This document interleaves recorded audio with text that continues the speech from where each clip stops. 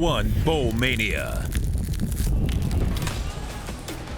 Yeah, it's the same site as last year for Texas in bowl season, San Antonio, but a totally different situation because it could be a farewell to their four-year starter. Sam Ehlinger, who started 42 games as a Texas Longhorn quarterback, leads them out. He's not made a decision yet on whether or not he's coming back, so this could be his final collegiate game as we welcome you to the Valero Alamo Bowl as part of Capital One Bowl Mania. The resistance for Texas in this game is an upstart, very happy to be here Colorado team to face Texas. The Buffaloes were picked 5th in their division in the Pac-12. They were unbeaten until their finale in the regular season. They come in at 4-1. We thank you for joining us. Mike Golick Sr., Jason Benetti, Chris Budden down on the sideline, Bill Lamagnier, our rules analyst, as well as it is bowl season. And we couldn't be happier to be here. Let's kick this thing off. I'm so happy to finally be at a site. I've missed this. Look forward to it, as I'm sure these players are. Texas and Colorado. Buffaloes haven't won a bowl game since 2004, and they will see the ball first, and they'll be led out by a senior quarterback who nobody expected to be the starting quarterback except maybe him. He was a defensive player last year, went into the transfer portal, came back to play quarterback and won the job, Mike. And all he did was become second-team All-Pac-12. I mean, for a guy that was a quarterback, went to the other side of the ball, and then was going to leave, it has certainly turned around for him and really for this team. And the guy behind him has been lethal as well. Jarek Broussard, who is the Offensive Player of the Year in the Pac-12 as Neuer throws for the first time and has KD Nixon, but you're going to see a lot of Broussard. What do you like about him? What don't you like about this one? The grit and determination. A guy, his senior year in high school in his championship game, blew his knee out, missed all his freshman year here, then coming into the next year, blew out the same knee before the 19 season, missed that entire year, and all he did was rehab that and come back and win the starting job as he gets stuffed there at the line of scrimmage.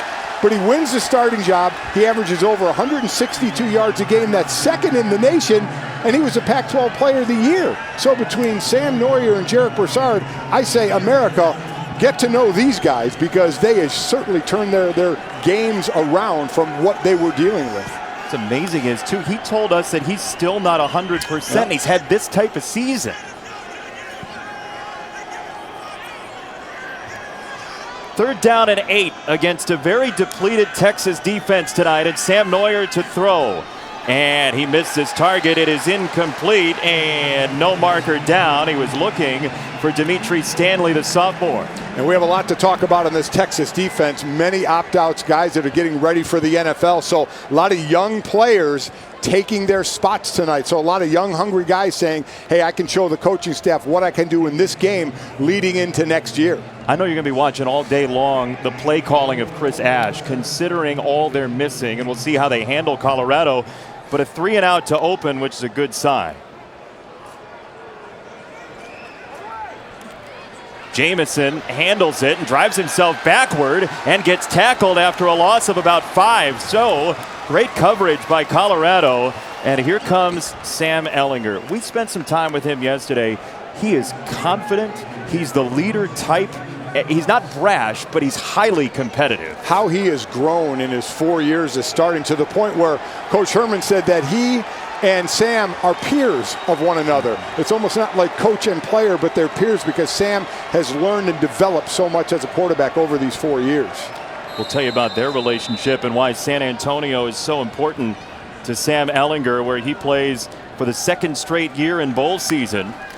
They go pre-snap motion, and they will have it on the ground for Bijan Robinson, the tank of a freshman down the sideline. And Robinson's got a first down into Colorado territory. So I talked a lot about Broussard on the Colorado side, and then there is this guy, Bijan Robinson, a true freshman, 222 pounds, who just told us he loves to drop his shoulder.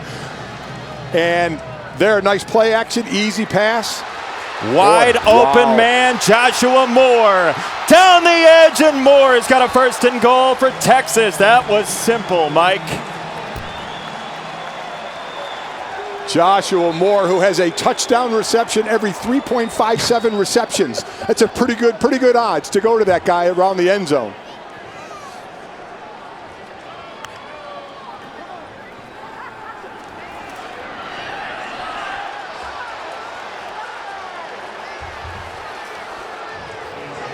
Dave, thank you very much. We welcome you to the Valero Alamo Bowl. It is the second drive of the ball game as the Texas Longhorns are in this game for the second straight year.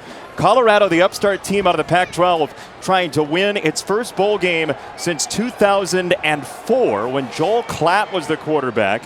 Mike Golick Sr., Chris Budden, Jason Benetti. Texas's opening drive with a Bijan Robinson run, then a long completion, and now Robinson, the freshman, seeking the goal line.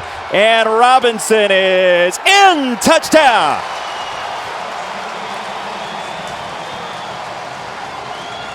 Excellent job. We'll see if he got in. Excellent job on the edge. Does he get in? Hand down. Oh, it looks like he got in. Only his hand was on the ground. That's going to be a touchdown. Excellent blocking on the edge by Cade Brewer. We've got our rules analyst, Bill Lamagnier, with us. Bill, what are you seeing? Well, you hit it right on the head. He stretches out. He doesn't have anything touch the ground until that ball breaks the plane of the goal line. 6 points for Texas. Hand doesn't matter. That can go down. Yes, hand and foot. Otherwise, we're good. So Bijan Robinson, the explosive freshman out of Tucson, scores a touchdown for Texas. This young man is an absolute star waiting to happen. He has a wide smile. He loves the game of football, but you said it, he's happy to dip his shoulder into people and smile while he's doing it. Really incredible. You know, and the first drive by Texas was just fantastic, and it starts out with a 27-yard run by Bijan Robinson off the left edge, a guy that loves it up, take it up the middle. They actually kept contained well there, but didn't have enough flow coming back. So he goes for 27 yards, and then you get the quick pass outside to Joshua Moore. He's given a lot of cushion out there to get him into the red zone and into scoring position. So you have the incomplete pass, and then this time you do get the edge stakes to Cade Brewer, the tight end, number 80, blocking on the outside. You can't give a guy 220 the corner. You can't give that guy the corner and let him turn with a head of steam up the field at that weight and that speed. Sam Ehlinger, starting quarterback for Texas in his 43rd start for the Texas Longhorns. He's on a headset. He talks to Tom Herman after every possession. They have a very tight relationship, and he's got him in the end zone on their opening drive in just a couple of plays. And it'll be the Buffaloes from the 25-yard line. If you joined us before the Cheez-It Bowl on ESPN News, you heard a little of Sam Neuer. He's from just west of Portland. He's got mean mug there, by the way. Sam Neuer, a little mean. Yeah. Little kid. You okay? Yeah, we take it. 20 games at quarterback, defensive back. Transfer portal last December. Now he's second team all Pac-12. What a story. It's a great story, but now into this game, this is what happened. Colorado just got punched in the mouth. That's what happened. They got the ball. They go 3 and out. Texas gets it, runs it on them, throws it on them, and they score in a handful of plays. And now here's Colorado. It's like, okay, did we wake up? We just got our eyes watered. We got our nose blooded a little bit. Now, how do we answer that? As you said that, Neuer was just clapping to his sideline to try and pump up his guys as Broussard gets gang tackled. And we take a look at our impact players brought to you by Lexus. And what you saw right there is what you need to see out of the Texas defense. Broussard, who is a smaller, fast running back, you can't give him the edge. So these are the two edge guys on the Texas defense. Again, we've had some opt-outs. They've had some better guys on the edge. You got some young players in there. So you need to be able to not let Broussard to get outside. Great example on that play right there. Got an injured Texas Longhorn, and they cannot afford that on the defensive side of the football. Texas up 7-0 early after an opening drive touchdown.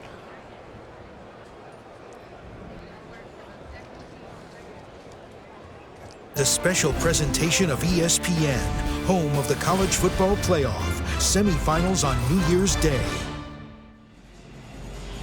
7-0 Texas. They scored on their opening drive. Bijan Robinson, a touchdown for the Longhorns, looking for win number 7. And Mike, Tom Herman's headline basically yesterday as he was talking to us was about the psychological impact and the physical impact of this season on the players. Yeah, without a doubt. And what this bowl game could mean, what a way to end. You know, for Colorado, a team picked to finish 5th in their division, to do what they did. This is a reward to them. For Texas, and as we'll continue to talk about, a lot of opt-outs to the NFL. So a lot of young players playing, getting to show their wares going into next year.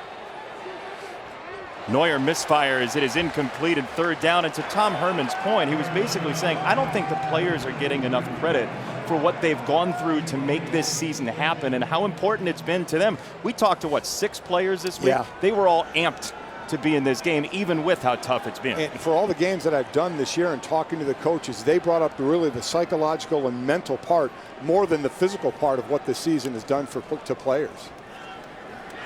That's a middle screen, and it's incomplete. That was gummed up the whole way. Brendan Rice, the intended target for Colorado, who's playing without Levante Chenault. He's suspended for a violation of athletic department rules, a big receiver for this Buffaloes team. Yeah, got to take advantage of plays. Neuer had it on the 2nd down. He threw behind the receiver. That's one you got to have. And that's what they're going to have to do because Texas basically is going to play the run on Broussard. So Neuer is going to have to back them up with some short passes and some completions. As you see Jamison there, by the way, we should be clear, this is pretty much a road game for Colorado. Yes. There are a lot of Longhorn fans in burnt orange today as Jamison catches the line drive, and this could be trouble for the Buffaloes. Jamison wanted to get outside and couldn't do it. So Sam Ehlinger getting the start once again, could be his final game. We turn to his family for the introduction. Good evening. I'm Sam's mom, Jenna Ehlinger. We have been blessed to watch Sam play football for the last 4 years at his dream school, the University of Texas. Sam has had an incredible career thanks to amazing coaches and teammates, including his little brother Jake. Tonight, Sam looks to win his 3rd bowl game as starting quarterback. Longhorn Nation, join me in wishing our Horns the very best. God bless and hook 'em Horns. Good to hear from Jenna Ehlinger as Sam and his family have been through so much with the loss of his father in 2013 as Texas will run it, and they'll go with Roschon Johnson at 2nd down coming up. This young man is an impressive kid. I just think it's incredible that growing up as a kid, this was his dream place to go, and he got to live that dream. Think about that. Not only live the dream, but do as well as he has. Basically just looking up to Colt McCoy as far as the record books and being a 4-year starter at the place he's always wanted to go. It's really a special, special family moment. Some movement at the line, and there was a flinch from the right tackle, which if he was drawn. Well, as soon as the defender jumped into the neutral zone, the linemen are told, make your move. Yeah, I mean, that's called a reaction by the offense. You just have to make sure. Still 2nd down. The offensive lineman has to make sure he makes the move before the defender gets back out of the neutral zone. So as soon as that defender gets in the neutral zone, the O-line just make that move toward him, and then it's going to be on the defense. You feel that's inequitable? Do you feel that's unfair? Everything's unfair to the defense. Yeah, I knew you were going to say Offense, a bunch of cheaters. Okay. Yeah. We've uncovered the truth very early in this game, by the way, as this is a Johnson run. It'll be 3rd down.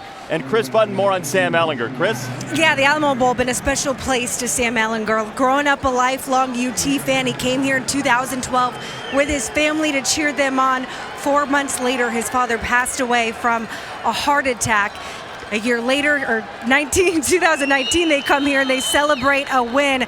We don't know if this will be the final place that he puts on a Texas jersey. Whether he plays one more year or not, he will go down as one of the best to ever wear the burnt orange, Jason. We were talking to him about that, and you asked him if he'd reflected on that, and he kind of laughed and said, I haven't yet, but it seemed like he might right around this time as Ehlinger loads up and Sam Ehlinger goes to the outside. Well, I mean, this is going to be very interesting for a lot of players because, again, this year basically doesn't count. Yeah. Everybody can come back, and Sam's going to be a very interesting case on what he wants to do.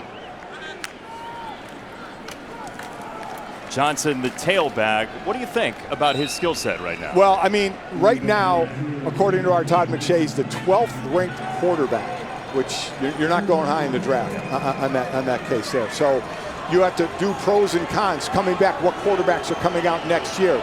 You know, do you take the risk of getting hurt if you come back next year, or do you just try and get on an NFL team this year? Here's something he excels at as well. Running the football is going to be very close to the line to gain. Yeah, I think looks like he might be a little bit short where they marked it there. But I guess the thing with him, Jason, being a 4-year starter, have you gotten close to your ceiling? Yeah. So if you come back, is it coming back because there'll be a different group of quarterbacks that maybe you can get ahead of to be possibly picked higher as they're going for it on 4th and short? Yeah, there's no lack of dice rolling for Sam Ehlinger. As competitive as he is and as much as he likes to put the pedal to the floor, it's a 4th down and 1, and it's a pitch. Johnson trying to find his way, and he is short. He's stopped by Van Diest in there first, along with Lewis.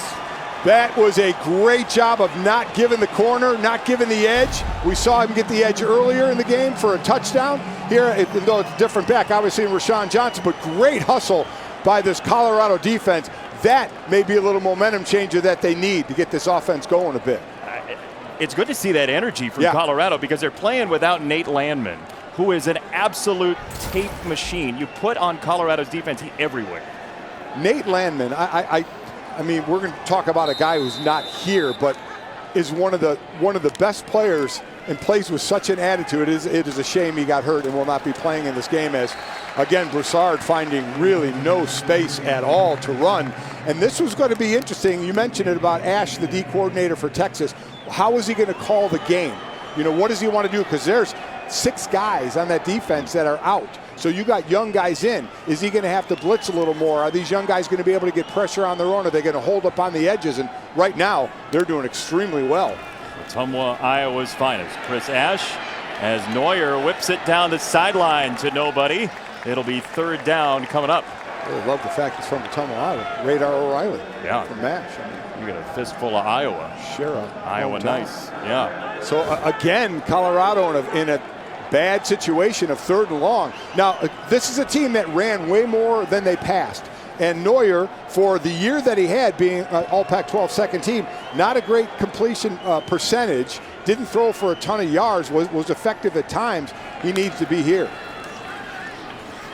On 3rd down, pressure got there late. Neuer down the middle has his first strike, and it's all the way across midfield to Maurice Bell. It's a gain of 26. Boy, and that was because he had time. Now, he took a shot at the end, but that was a trip to the right, and that took time for those plays to develop and those routes to develop. So the line gave him enough time, even though he took that shot at the end. Well, we know Sam Neuer's got a strong arm. We asked him about his baseball past. Right. He was a baseball player growing up. He said, I touched 96 in high school. You don't say that casually. No, and he made sure to say touch. He said, I don't sit there, I touch it. He said that's his first love, is baseball. So that's a game he has always loved, and we'll see. You know, he still has thoughts about baseball. And thoughts about coming back, certainly. The belief is that he would come back to Colorado, as this is intercepted and picked off by Texas at the 10-yard line by Overshown. That's just a bad throw by Sam. An underthrown ball. Looked like he had the tight end over the middle. He goes to the outside, where unfortunately there is a cluster of Texas players. And then to boot, he doesn't put enough on the ball. He's got to get it over that defender's head. Not able to get it over Sean's head. He gets to pick Texas ball.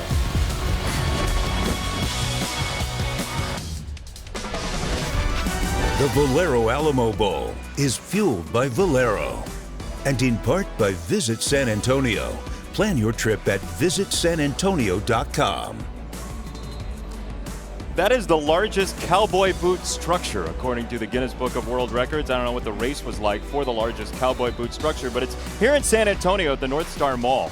Wow, look at that. So I thought they were real boots, number one. Number two, I took a picture with Bevo earlier, and my daughter-in-law said, did you pet him?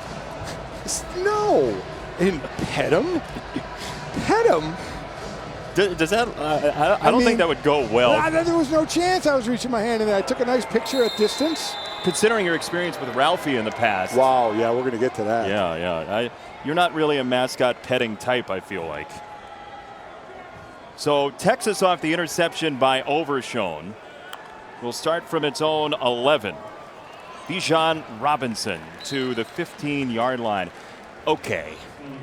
We promise our graphics department is telling you the truth about his high school numbers. I mean, look at 126 carries, 38 touchdowns as a senior. 17.7 yards a carry. And by the way, he went 3 consecutive seasons rushing for over 2,000 yards. They don't just give that to you. That just doesn't happen.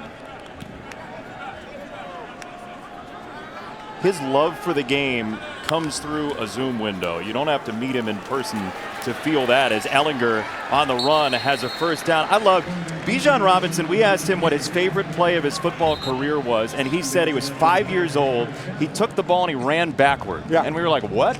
He took the ball, he ran to the wrong end zone. Ran the wrong way. He just has such a joy for running. He wanted to go somewhere. He said, I was just having so much fun. Everybody was yelling at me. It turns out they were yelling at me to turn around. He goes, I went the whole way. Scored a touchdown on the wrong end zone.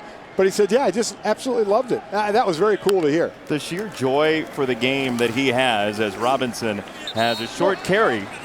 You asked him, you smile so much. You seem so happy. How do you drop a shoulder on the guy or run so tough? And he said the word that my father always said to me and my brothers, and I've heard other places as well, is you flip that switch. I've tried to teach it to my boys as well. You flip the switch. You get on the field, you get into that mode. You get off the field, you don't have to be in that football mode off the field. And he flips the switch very well. Well, Mike Jr.'s switch is he starts posting condiments on Twitter. Very true. I think is what happens. Pictures of Duke's Mayo. Oh, here's a run for Robinson. Look out. Bijan Robinson breaks free again. Inside the 30-yard line. Left side of the offensive line. You can't ask for much better than this. Just let's keep a look at this side of the line and the hole they're going to open. That was absolutely fantastic. I mean, that's when you just turn right around and you say, hey, thanks, guys. Man, Texas looks like they really want to be here. For any questions about that, as Ellinger's got a bullseye once again. This is Woodard on a first down catch. Well, this is just pitch and catch when they want to throw it, because the running is going so well, whether it's a running back, whether it's Ellinger keeping the ball, and then as soon as you look like you're going to run, linebackers are coming up and you have a nice hole right over the top.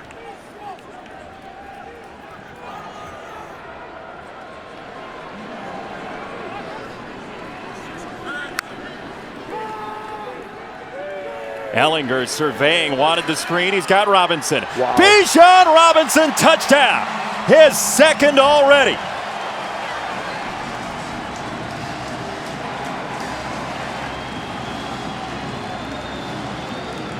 As I talked about earlier with Sam, it's not a flashy offense, but it's precise. Here, what makes it work is his patience. Watch how long he holds onto the ball, looking right.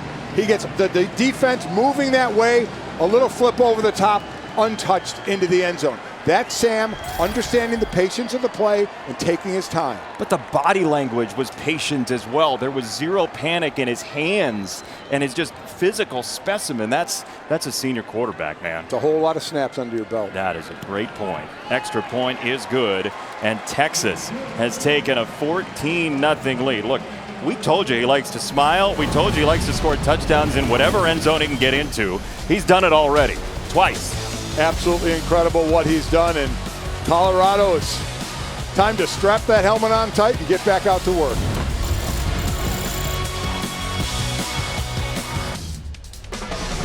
Well, first year for Carl Durrell, the Pac-12 Coach of the Year, and you talk about a whirlwind. Everybody's 2020's been upended, but his was wild. And the Colorado Buffaloes, you get Mel Tucker leaving to go to Michigan State in February, second week of February. He said he wanted to be there for a long time. He goes to Michigan State. Carl Durrell gets hired 11 days later. He takes 10 days to build his staff, and then 3 weeks as he's on site, Colorado suspends all sports activities. Their first football practice October the 9th, and then they get into the season. They go 4-0, almost had an undefeated regular season out of nothing. Absolutely incredible what he's done and what he's going to build with a good amount of young players on this team. And a lot of belief. They closed last year strong enough to feel like there was some positivity coming into this year, but nobody really gave them much of a chance. Picked 5th in their division in the Pac-12, and you look at what they did, you get the Pac-12 Coach of the Year and the Pac-12 Offensive Player of the Year. Absolutely amazing. And one thing that I have to note about the season, the week they were supposed to play USC, November 28th, that game got canceled. That was right before Thanksgiving, I believe on Wednesday. They got notice and they were playing San Diego State, had 2 days, 2 days to prepare for a brand new opponent, went out and won that game, 20-10. So really a great testament to the coach and what he's relayed to the players. Broussard on a first down run has about 7. There was a great story on ESPN.com this morning about their equipment truck. Yes. That week of the three-way Pac-12 championship deal, the equipment truck was like in Albuquerque awaiting word to see which way to turn. It's like a Bugs Bunny cartoon in 2020 as Broussard dances all the way to midfield on a first down Buffalo. Well, this is what they need. I mean, they have got to get something going. Good job by the line up front. You saw Texas. They're basically playing nice base defense. So this Colorado O-line just got to get man on man, wall off. You give Broussard a little bit of room, and he's going to make something out of it. This is not a Colorado team that's going to give up very easily. Downstairs, Chris. We talk about the crazy start to the season. Even when the Pac-12 allowed them to start practicing, Boulder County said that they could not. They could only work out one person at a time. So with the trainers, they would be there until 6 a.m. until 9 p.m. If they wanted to throw, they had to leave the county just to practice. That happened for a week before they were finally able to start up as a team. Sound like the St. Louis Cardinals, who were throwing in their hotel rooms during baseball season in that first month when they had the outbreak, as Broussard makes a catch. How do you think one-on-one workouts go? I mean, think about that. For anybody that's played a team sport, when you go lift together, one person could lift. So they were doing it all day with the strength coach from 6 in the morning to 9 at night, 7 days a week. One person at a time. I mean, talk about a personal trainer. And now the strength coach only has you to look at. Believe me, you're getting yelled at more. Yeah, I could not handle that mentally. No thank you on that. Third down for the Buffaloes. Could be 4-down territory here as Neuer, the senior, has it tipped and it's incomplete. Texas's defense does not look like a team that's missing 5 starters. Yeah, he had Dimitri Stanley wide open there on the outside. You just look at the twist underneath. It was a tackle end stunt. The tackle ends up coming outside, and he ends up the freshman, Alfred Collins, a guy we are going to keep our eyes on. The way the coaches talk about this young man at 6'6", 305 pounds, wait till you hear what his defensive coordinator said about it. I'm setting that up as a tease, the old radio guy in me. Well, I was going to say, you did it for years. You will not believe what his D coordinator has said about him. Coming up next. Brought to you by... Here's the punt inside the 10-yard line. And this will bounce in a springy way to the 15-yard line. And that's where Texas will set up shop.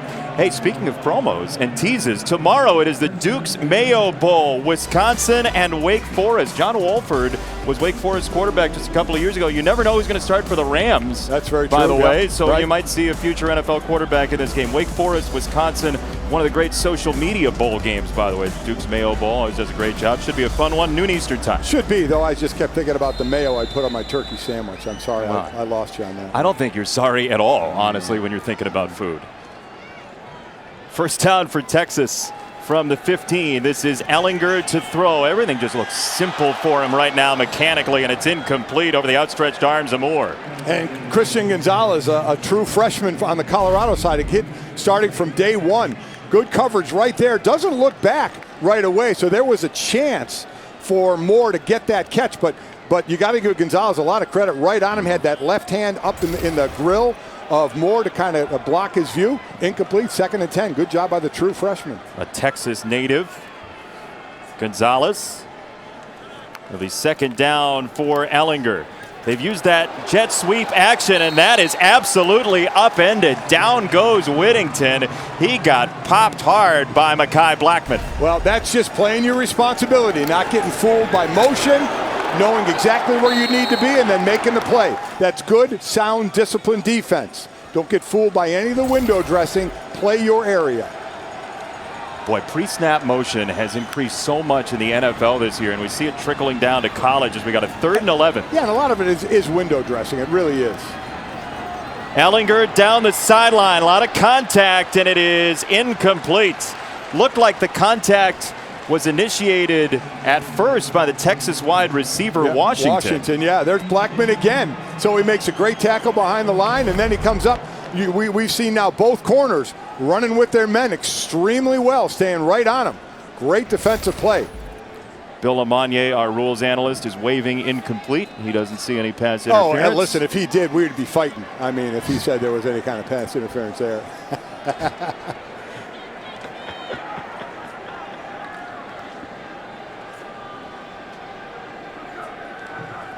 Punt time for Texas and Cameron Dicker.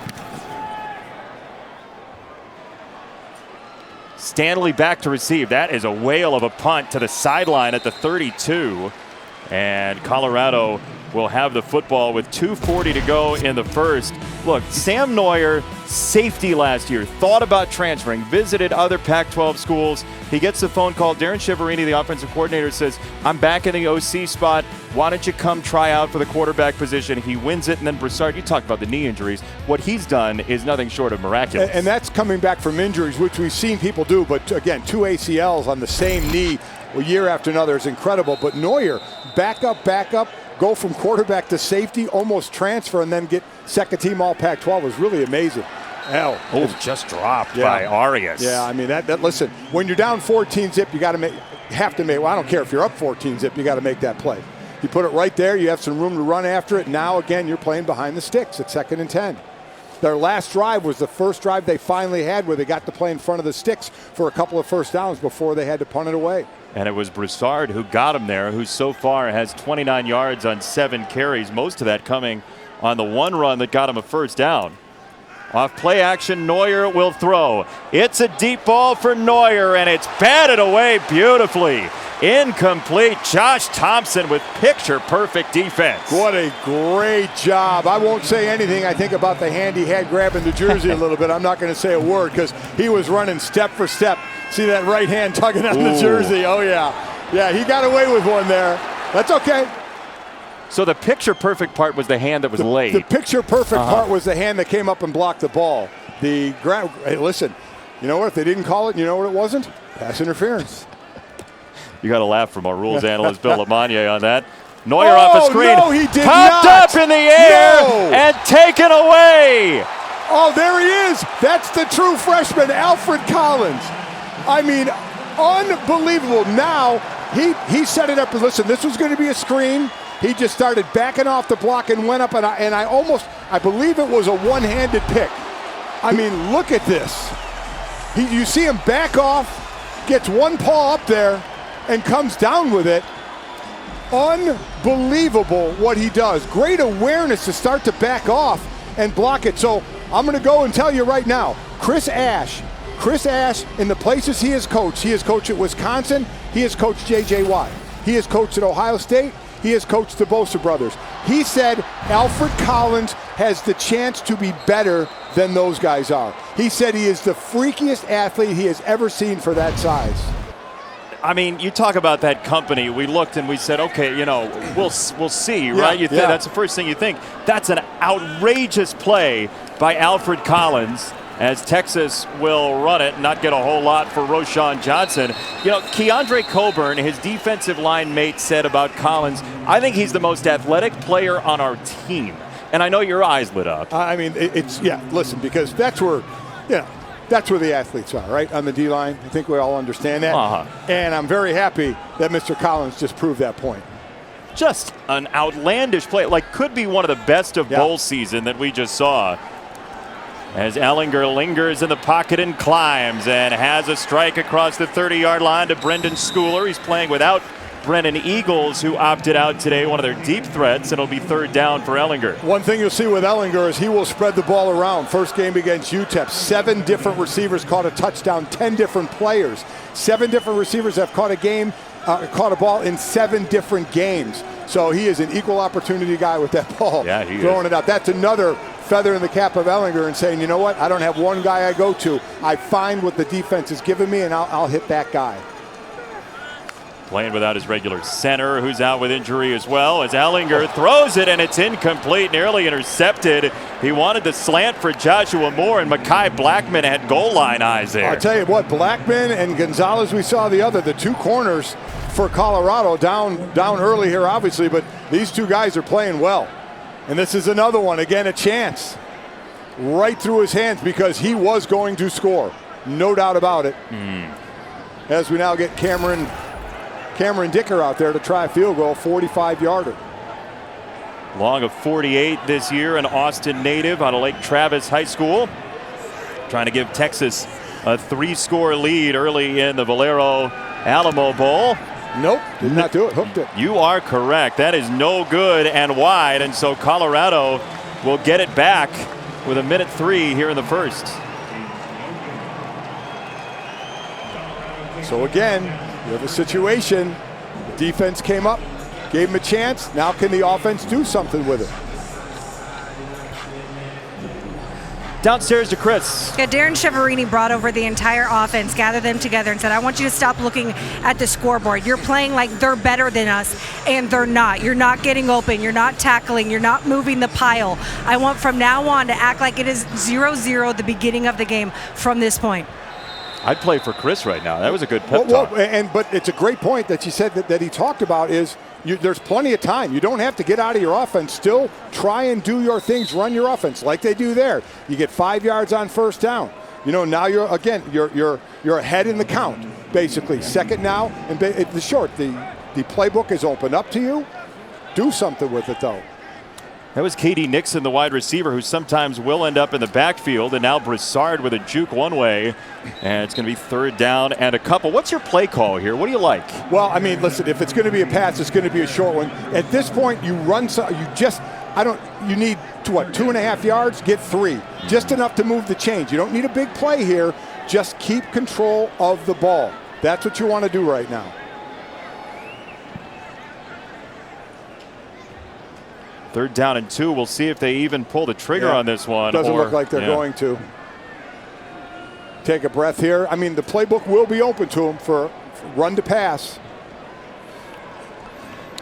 14-0 Texas after 1. Sam Ehlinger in a city that is so special to him and his family, and the Horns up 14-0 in what could be his final collegiate start. 3 days to the college football playoff semifinals, New Year's Day on ESPN.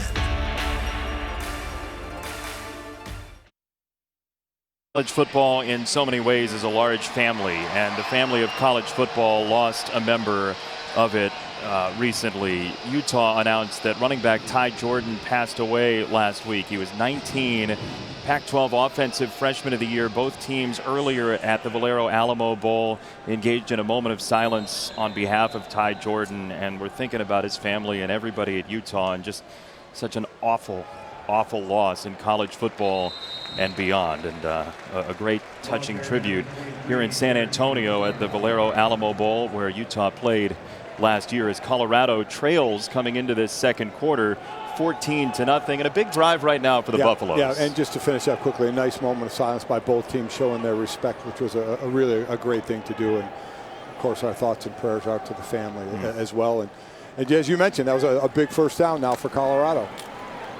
Sam Neuer dances to the 44. It'll be 2nd down for the Buffaloes. What have you seen on tape from Sam Neuer? What does he do best? Well, what he does, control an offense. Like, I hate to use the word manage. You know, you say that and all of a sudden you're saying, oh, he's not very good. But he does do that well. Here, not so much. Pulled the ball. Should have given it on that one and pulled. That was the wrong read there. Tried to get outside and couldn't do it. But he does. He manages well. Like I said, doesn't have a great completion percentage and hasn't thrown for a lot of yards, but they run the ball a lot more than they throw. So they're just looking for him to make the correct decisions. And that's the one thing that Coach Cheverini has said. He said he's become better at, remember, this is he's been around a while, but it's his first year starting. So there's a learning curve to go through. Last time they were here in San Antonio, he was signaling plays from the sidelines. Now he is the starting quarterback, and he's inaccurate there. It'll be 4th down. That was a little low into the outside of Jerry Rice's son, Brendan, 4th down. So we've had some plays where he has been off with the ball, or the ball has been batted down, or the ball has been dropped. So right now, the passing game part of it just not in sync. And if they can't get even a short part of the passing game in sync, it's going to be very difficult to get the running game going. Important to note, the guy you saw behind him there on the sideline, Brendan Lewis. Carl Durrell mentioned this week that he wants to get Brendan Lewis, the freshman quarterback out of Melissa, Texas, a series or 2 in the first half of this game. So if you see Lewis, it doesn't necessarily mean they're going to make a change at quarterback. It might just be planned already as this goes into the end zone. There are no quarterback questions at Texas. There are not at all, and Sam brings it back on the field. Colorado defense has stepped up the last couple of drives. Let's see what Sam could do when we come back.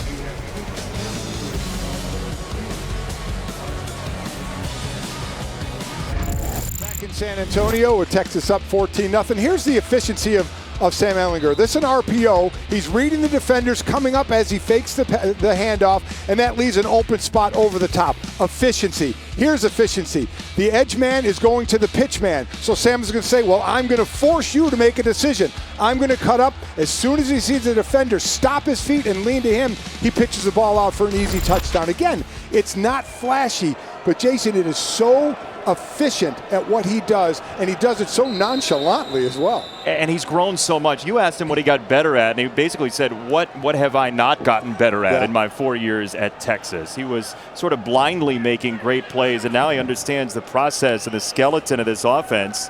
As he keeps it there, Robinson was going to get tied up, but Sam Ehlinger started this season as one of a big group of captains. Yes. He was a guy with a lot of guys, including his center, Kerstetter, and so many, Osai, and so many key players. And now he's really the only guy left. Yeah, you know, it's a shame when they lost this one right here with the broken ankle. And these are all the captains, and he is the only one active tonight. I mean, that's what's happened to this team with the opt-out to guys that want to get ready for the NFL. Very fitting they were playing Lean on Me by Bill Withers over the loudspeaker during the break. Quick hitter for Ehlinger, and Jordan Whittington won't get a whole lot. Chris, downstairs. Well, when a lot of the Texas players started to opt out, Ehlinger went to his team and he said, listen, I challenge you. What do you love about football? Do you love the result, or do you love playing the game? Because if you love playing the game, even when the goal is out of reach, you still keep going. Ehlinger, a cannon shot down the right sideline, and it's incomplete. Oh, my goodness gracious. A jumping effort on the sideline to bat it away by Gonzalez. I mean, again, the true freshman. We've talked about Gonzalez and Blackman, the two corners. They are absolutely step for step with these outside receivers for Texas. Looks back at the proper time and, gets that left hand on it. Let me tell you, the Colorado defense has been giving their offense some chances, and a lot of it is thanks to their two corners in Blackman and in Gonzalez. It's tough to play DB nowadays. Yes, it is. These guys have done it very well so far tonight. Stanley back to receive from Cameron Dicker. Play clock hit 0. I didn't think we'd get a delay of game all night considering the pace and tempo we're getting. So before the snap, delay of game, number 17 offense. 5-yard penalty, still 4th down. So Colorado should end up with their best field position of the night right now. If we can get a return, or even if it's a fair catch, it should be a pretty good field position. Bill Lamagna, a rules expert, how do you feel when we don't hear from the official for very long like that? It's been a long time. I think they've been having a great game. They're letting them play. The defense has been doing their job, and the officials are letting them go. So I like the job that the SEC crew is doing tonight. It's a long time without a flag, and Colorado will have it when we come back. It is bowl season. We're thrilled to be here. The players are too. And now there's a marker down because we brought Bill in to talk about how there weren't any markers. Don't know if the refs are contractually obligated to have to talk a certain amount during the game. We don't know these Bill, things. that's not a stipulation in bowl season, is it? Holding, number 54, kicking team. A 10-yard penalty be added to the end of the play. 1st down. Starting at midfield, Colorado's best field position. Time for them to do something with it.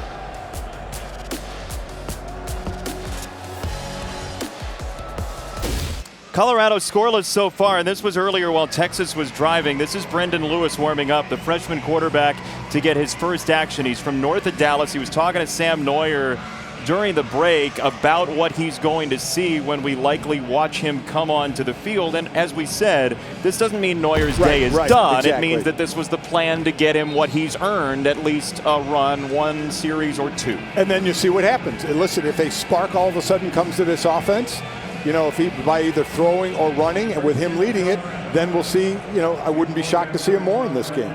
We have seen in this ball game some great quarterbacking histories, including somebody who wore similar colors, Drew Brees, about 20 years ago in the Valero Alamo Bowl. It'll be a handoff on 1st down, and Broussard is just spiked down immediately. How about this Texas defense? David Benda that time to set up 2nd down. And again, a lot of young players, new players, because of all the opt-outs on defense.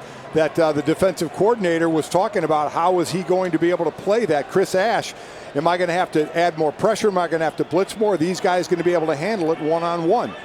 In his first opportunity as a Colorado Buffalo, Lewis stepping up to run. Lewis inside the 45. It'll be third down and manageable. So that was a little bit of nerves there, Jason, I'm going to tell you, because he had Matt Lynch wide open, the tight end in the middle of the field. Just throw it to him. You got him right there, right in the middle of the field. He's there. He doesn't throw it to him. He says, okay, I'm going to take off and run. Gain good yards, don't get me wrong. So he's just going to need to settle in a little bit. Well, he rushed for 3,200 yards as a high school player at Melissa, Texas High School. On the run, they will get to the outside with Broussard across the 35 and hog-tied down to the 30-yard line. So here's the thing, for Texas, they know I can't give him the edge, and they didn't. The player was there, correct? He's right where he needs to be, except that man, Jared Broussard, said, you can go ahead and be there. I'm gonna go two-way on you, take the inside and bust it back outside for a big play. Coming off the knee injury, all he did in his first game was score 3 touchdowns on 31 carries, and he runs hard, just like Fontenot did last year, who's injured this season. Oh, see, this is the little mistakes. You get movement on the line, so now it goes to 1st and 15. But, you know, you mentioned Lewis. Before the snap, false start, number 70, offense. 5-yard penalty, still first down. I mean, incredible what he has done. You know, his sophomore year, he was first-team All-State, led his team to the Texas State Championship, totaled over 4,000 yards and 48 touchdowns. That was his sophomore year, let alone when he was named the Player of the Year his senior year. He was born a week after Colorado beat Texas in the Big 12 title game in 2001. As they'll run it again, and Broussard gets spiked one more time. That's a big hit by Josh Thompson. Yeah, Josh Thompson came up. He got juked the last time. So he's like, okay, you know what? This time I'm going to try and square you up a little better than that, and not commit too early. Came up with a nice tackle there, gain of 4. What are you thinking as a defensive lineman when you see fresh meat in at a quarterback spot? Well, you want to obviously disrupt him, take his timing off, and you saw it in the first pass. He had time to make the throw, but he's also very dangerous with his feet, so you want to think about containment as well. Fake to Stanley, and off the spin, not a lot there for Lewis. It'll be third down. Yeah, again, a planned play there, not a reading play, because if it was a reading play, he would have wanted to give it to the ball carrier there. So that's a planned run, which he has done and which he can do. But now here he is in a 3rd and long situation, a situation Colorado has been in more than a few times tonight. What do you think Chris Ash calls defensively for Texas here? Well, they've played straight up. The most we've seen was some twist by the line, by the D line. We haven't seen a blitz. They haven't needed to. So I would doubt you would see one, and you don't. 3rd down and 8 for Lewis, and he sends it on its way to the corner, and this is caught by Stanley. 1st and goal, Colorado. That was an excellent throw. That was a throw to a spot. That you know the route he's going to run. No blitz. He had plenty of time, and you throw it to the spot. You know the corner route that's getting run. Throw it up in the air and let your guy get to it. Joe Davis, the tailback. He is swarmed, just engulfed. Goodness gracious. Collins and Jones and everybody else in white and burnt orange. Yeah, that was a meeting at the running back right there. I know you love that. Oh, absolutely, without question. You live for that. So let's see what they do. You know, again, a quarterback that can certainly make some different moves.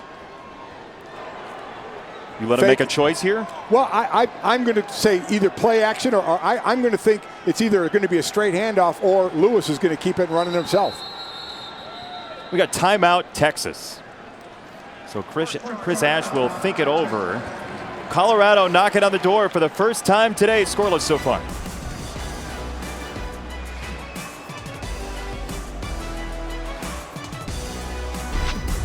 The Valero Alamo Bowl is fueled by Valero. In regular days, there's nothing better than a walk down the Riverwalk. It is a lovely, vibrant town, San Antonio, the Alamo in the background, and Colorado trying to go in here in a big spot. 6 runs, 1 pass on the drive so far. Why does this drive matter so much? Well, listen, I mean, and the drive matters, not points, too. They need 7 here to be this close. You got to be able to knock it in. I would expect a handoff to Broussard, trying to get him either outside or the quarterback keeping it. I don't know if they're going to want him to pass the ball here, so I think it'll still be safe on second down here. As Broussard now is out in the slot. He's out to the left, so let's see if he motions in. Broussard is out here. Let's see if he motions in or they keep it empty. Are they trying to spread him out? No, he's going to come back in and try and get him out. There's the quarterback. It is Lewis. Oh, he's stonewalled by the middle of that Texas defense. They are playing absolutely lit up. Benda was in there and the whole cavalry. Nice job again playing disciplined football. Let your outside man take that. You take care of everything else. You know, don't try and get in someone else's area. That was a nice job there. And listen, they must have been thinking the same thing I was, either wide to Broussard or the quarterback up the middle, because they were certainly ready for it. All right, now third down and goal for Colorado. It's Broussard with a sidestep, and he swarmed again. So fourth down, you're going for it, you're taking the points. I almost think they want to take the point to say we got something out of it. They had a good drive. They got down there. I think you want to come away with something. It looks like they're going to stay out and go for it. So what do I know? You got to get in the end zone at some point, though. And it is, I mean, you're playing with house money. It's bowl season. It is. I get that. I agree. I guess my point is you haven't had a drive down there all night long. You're getting there. Maybe try and get something out of it, because this would be a huge, huge shift to Texas momentum if they stop them here. And what a swell of sound from all the Longhorn fans in this building at the Alamo Dome. Broussard to the outside, spinning. Broussard at the goal line, he got in. Oh, wow. You talk about wanting it. Let me tell you, that was Broussard. That was all 5'9", 185 pounds, because Texas read this well. It was overloaded to the left, and Texas played it. There's 1, 2, 3, 4, 5 guys had a shot at him. He does the last spin and dives in. I thought he was going to get tackled behind the line. Texas had the right defense called. They were there to make the play, but Jarek Broussard on that 2 times ACL repaired knee does all that to get in the end zone. They're going to look at it. Bill Lamagnier, our rules analyst, is here along with us. We'll check in with Bill as we get another look at this. First blush, Bill, what do you see? You know, when I saw it live, I thought, what a great play he did with that spin move. And it obviously appeared he was over. They're going to look to see with the knee down. Okay, the knee was down. It's just a matter where the ball was, Where's right? the ball? Yeah.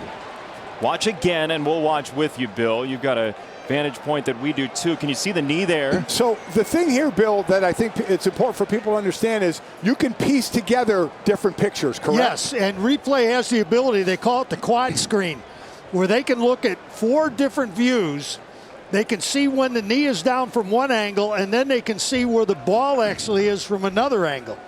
I'm going to say right now, I think it's a touchdown. I think they called that on the field. I have not seen anything yet, because you know his knee was down there, but from that view you can't see now where the ball is. Now maybe here, again, this is where what you said when with the quad box, and you start piecemealing it together.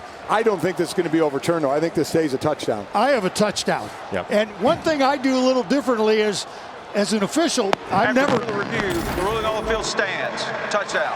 I'm never going to say I think. I'm going to tell you, here's the call. Yeah. And to your point, Mike, you heard the official say stands. Yes. And the reason is the call on the field needs to be overturned by indisputable video evidence. It was not there. It remains a touchdown for Broussard, and Colorado gets a big score. You talked about how important it was. Moro Ojimo had a crack at him at about the 2-yard line, and he had some shoulder pad but couldn't find the ears on him. Like I said, go for it all the way. I never would have kicked a field goal there. What just an absolute hustle play. Because like I said, Texas read this well. It was overloaded. They read it well. They had people where it needed to be. And that young man just said, And for Brendan Lewis, right, the quarterback comes on in his first opportunity, and he is just juiced. Well, he is. He hits the one big corner route on the throw, runs pretty well. I would imagine you're going to have to keep him in there to see what he could do the next drive. Let's see if this Colorado defense, which has really stood up to Texas the last few drives, if they can do it again. That is a great point. Sam Ehlinger so far 7 for 12, 82 yards. Bijan Robinson had some big runs early. We haven't seen much of him since.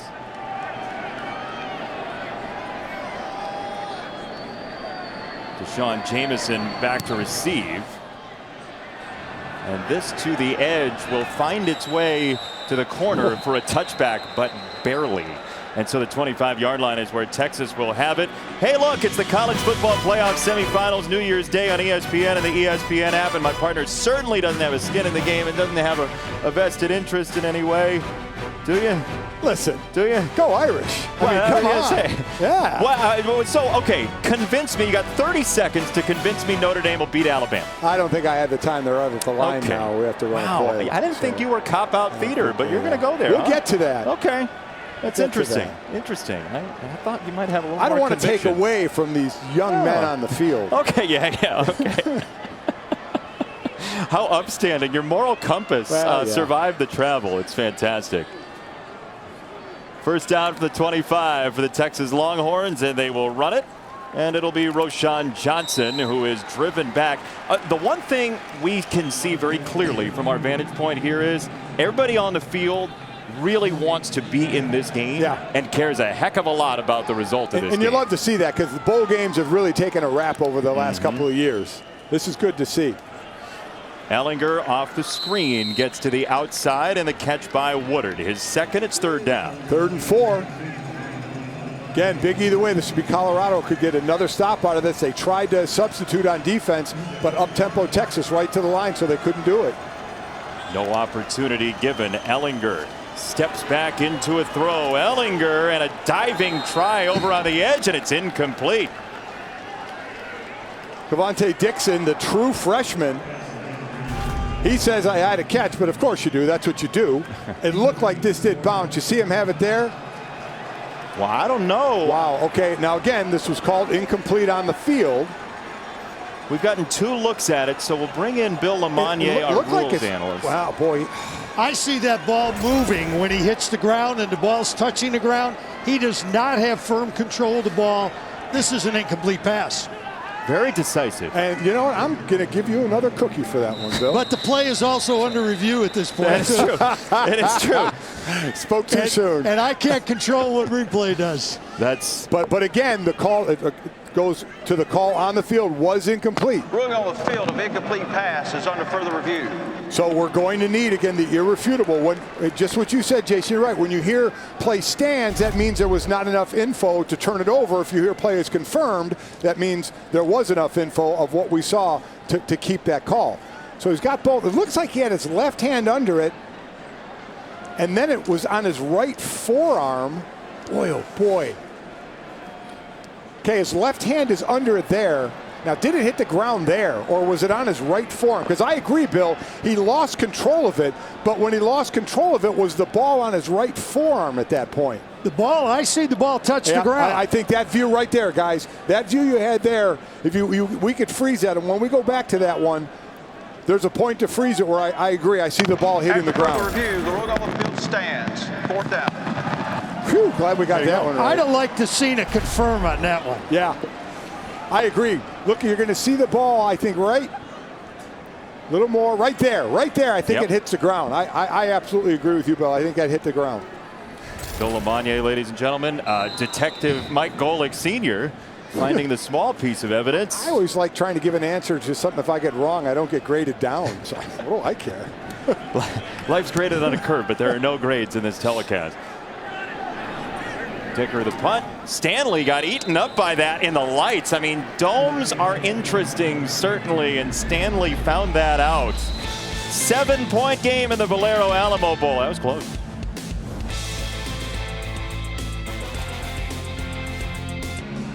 Brandon Lewis in Colorado into the end zone for a touchdown and getting the ball back, trying to tie the ball game. And for more on him, downstairs to Chris. Well, his teammates having fun with him as soon as he came over. They fixed his headband, told him, hey, you're going to be on TV. You got to look good. The guy who's maybe the most happy for him, Sam Neuer, he was the first one out there to congratulate him, sat with him on the bench, talked about what they saw. giving him some good positivity.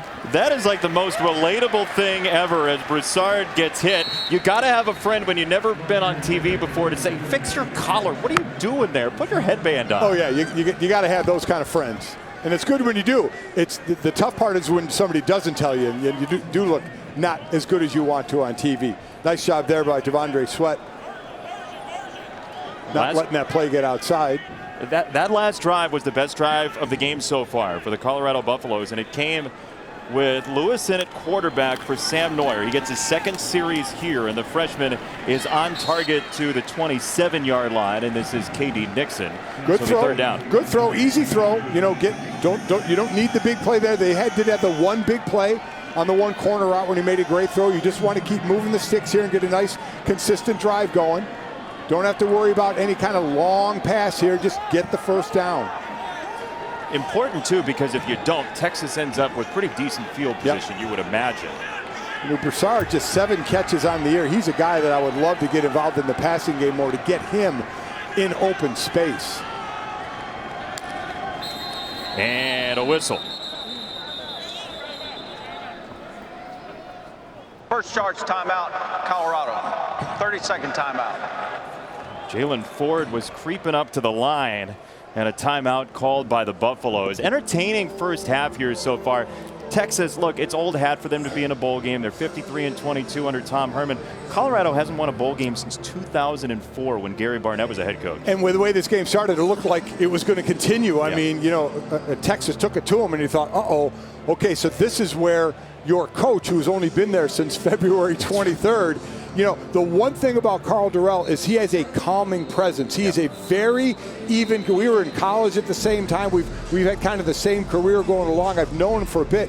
He's very even keeled, and he brings that to the players, because what you would get when you're getting run out of the place early on is your players freaking out a little bit. And, you know, as Chris talked about, Darren Cheverini, the old coordinator, telling the guys to calm down. You know, that comes from Karl Dorrell, that even keel, that, okay, let's settle down. There's still a lot of time for us to get in our game. Key third down here, and Lewis off a low snap gets hit and pinballed around, and down he goes. So you saw on the long play when he ran the corner route, it was a 4-man rush. They didn't rush him. He had time. Guess what they did this time? They brought a little bit of pressure. They said, all right, young guy, let's see if you can do it quickly. They have to make some quick decisions. Now all of a sudden, here's the pressure. Let's bring it straight up the gut. One guy steps in to pick up. You don't have enough for the other man. Now he's got to tuck it. So there's the difference, and something that Chris Ash talked about is, how am I going to call this? They weren't getting pressure with 4, so now they'll mix it up a bit. With everybody he's down, Chris Ash deserves a lot of credit so far. That is a boomer. As a flag comes in, it's all the way back to the 20-yard line for Jamison, and he is belted down at about the 25, and we'll check the marker. That was a fantastic punt. That one just absolutely turned over. You know, you see all the Australian punters, you know, kicking that with the point down. You don't see the ones that take off like the spiral anymore, like that one just did. That was a rocket ship. Yeah, that was. Josh Watts. During the kick, holding number 25 receiving team. 10-yard penalty from the end of the kick. 1st and 10. So that'll back up Texas a little more, and you have to give a whole lot of credit. While this Colorado offense has been inconsistent, some good, some bad, got to score, the defense from the beginning of the game, when they were out of sync, they have been the most consistent part of Colorado by far, given their offense chances, and now they're going to be asked to do it again. And credit to the Buffaloes for doing that as well. Without Nate Landman, who we asked the coaching staff, would he be here to travel? And they said he was too ornery to be on the sideline. He's too ornery. He's Gary Bertier from Remember the Titans. Remember when he got hurt? He was laying in the hospital bed, and the nurse came in, and he's going nuts. That's Landman. They said, well, no, we don't want him around anybody. You don't want to get Landman when he's not in a good mood. He is one of the best, though, in the Pac-12. A tremendous talent. As Ellinger from about the 5 will have to play pitch and catch. He's got a completion to Whittington, and Whittington down the sideline with a huge gainer for the Longhorns across the 40-yard line. That was about as easy as pitch and catch. I love Sam Ellinger in the pocket. He is just so calm, and here they go, up tempo. He wants to go deep. Yeah, he had the pump fake. Oh, he goes seam pattern. And Cade Brewer rumbling inside the 25. Darian Rakeshaw, number 3, absolutely got fooled on that one. The little stop and go. Right to the right and just got run by. And that was the big uh-oh as that was going on. And Texas is just going to keep the pedal to the metal. Which is the way Sam Ehlinger appreciates it as Robinson on the run. We were talking to Tom Herman. We said, how competitive is Sam Ehlinger? He said, well, last year we went up 14. Sam got on a headset and he said, we going to keep the pedal down or are we going to lay off like we usually do? Yeah. He said Tom got a little hot on him on that one. Yeah, he did. Yeah, so got a little hot, but he said, how about you playing we coach? That's right. Yeah. But then they both laughed at it. Yeah. You know, they have a great relationship, but that's the confidence and the competitiveness of Sam Ehlinger. He was just fantastic to talk to. And I loved asking him how it was from his freshman year to now, and just how he said, I had no idea what I was doing my freshman year. Basically said he lucked into some great plays. I made a great play, and I had no idea how I did it. Ehlinger kept his feet, spun out of it. Ehlinger wants to run, and that's the other thing he does. So a rare mistake, though, by Ehlinger. You got to throw that ball away. Right. You know, he got by the first man, and then I thought he was going to throw it away, and he saw the other guy was coming up, and he ends up losing yardage. Just dumped the ball off. You know, that's one where he's going to try and make something happen. And like I was talking with him last night, there's the part of knowing when the journey is over. That's right. Ehlinger on 3rd down, little head fake. Wow. And he is drilled and sacked. Down goes Ehlinger. It was Mustafa Johnson. And now Texas is driven well back. 12 sacks by Colorado this year. That's a great rush by Johnson, right up the middle, right over the guard, right over, or Majors, I should say, the center. Excellent job, because that's the place where quarterbacks don't want the pressure. We keep talking about the outside and blind side. They don't like the pressure when it's coming straight at them. And all of a sudden, there's all that garbage around them as we're going to get a field goal attempt here. Yeah, it'll be interesting to see if they do go through with it at 52 yards. But you mentioned the center, Jake Majors, true freshman center, in for Kerstetter, who's injured. Ehlinger spoke very highly of him, but game situations are different, bowl situations. And I asked, I said, you know, is Sam making all the calls, or are they letting, you know, normally the center does? And they said he's incredibly smart, and Sam said, I'll back away and let him make the calls. And he said, occasionally I have to correct him, he said, but for the most part, he's been getting it right. It's great mentoring by Sam. From 52 for Dicker. And this one is a beauty. Yeah. Well, he missed earlier, and Dicker drills that one to make it 17-7. Boy, that was a nice long kick there. Excellent snap, hold, and kick right down the middle into the net too. He definitely had some room. Love the kicker holder celebration. A little headbutt, little act like you've been there. Very nice. Hey, bowl season continues on. We got a great one here. And the first of the New Year's 6 games is a top 10 matchup. 8 Eastern, 5 Pacific tomorrow night. Heisman finalist Kyle Trask and Florida against Oklahoma. Texas fans, your thoughts? And then on New Year's Day, noon Eastern, ESPN and the ESPN app, a Cincinnati team that had as good of a season as anybody. And how about them? And unfortunately, we know what the college playoff committee thought of them. Oh. They wouldn't play, and they keep dropping them. I mean, when they weren't playing. I mean, they didn't get a whole lot of respect there. That's one of the best defenses you're going to see. Luke Fickell is a tremendous coach. Feel like you put them up against anybody, they got a shot, but they were not going to get a crack at the college football playoff, sadly, as we check in the studio for your son's favorite play-by-play announcer, Matt Perry. Wow.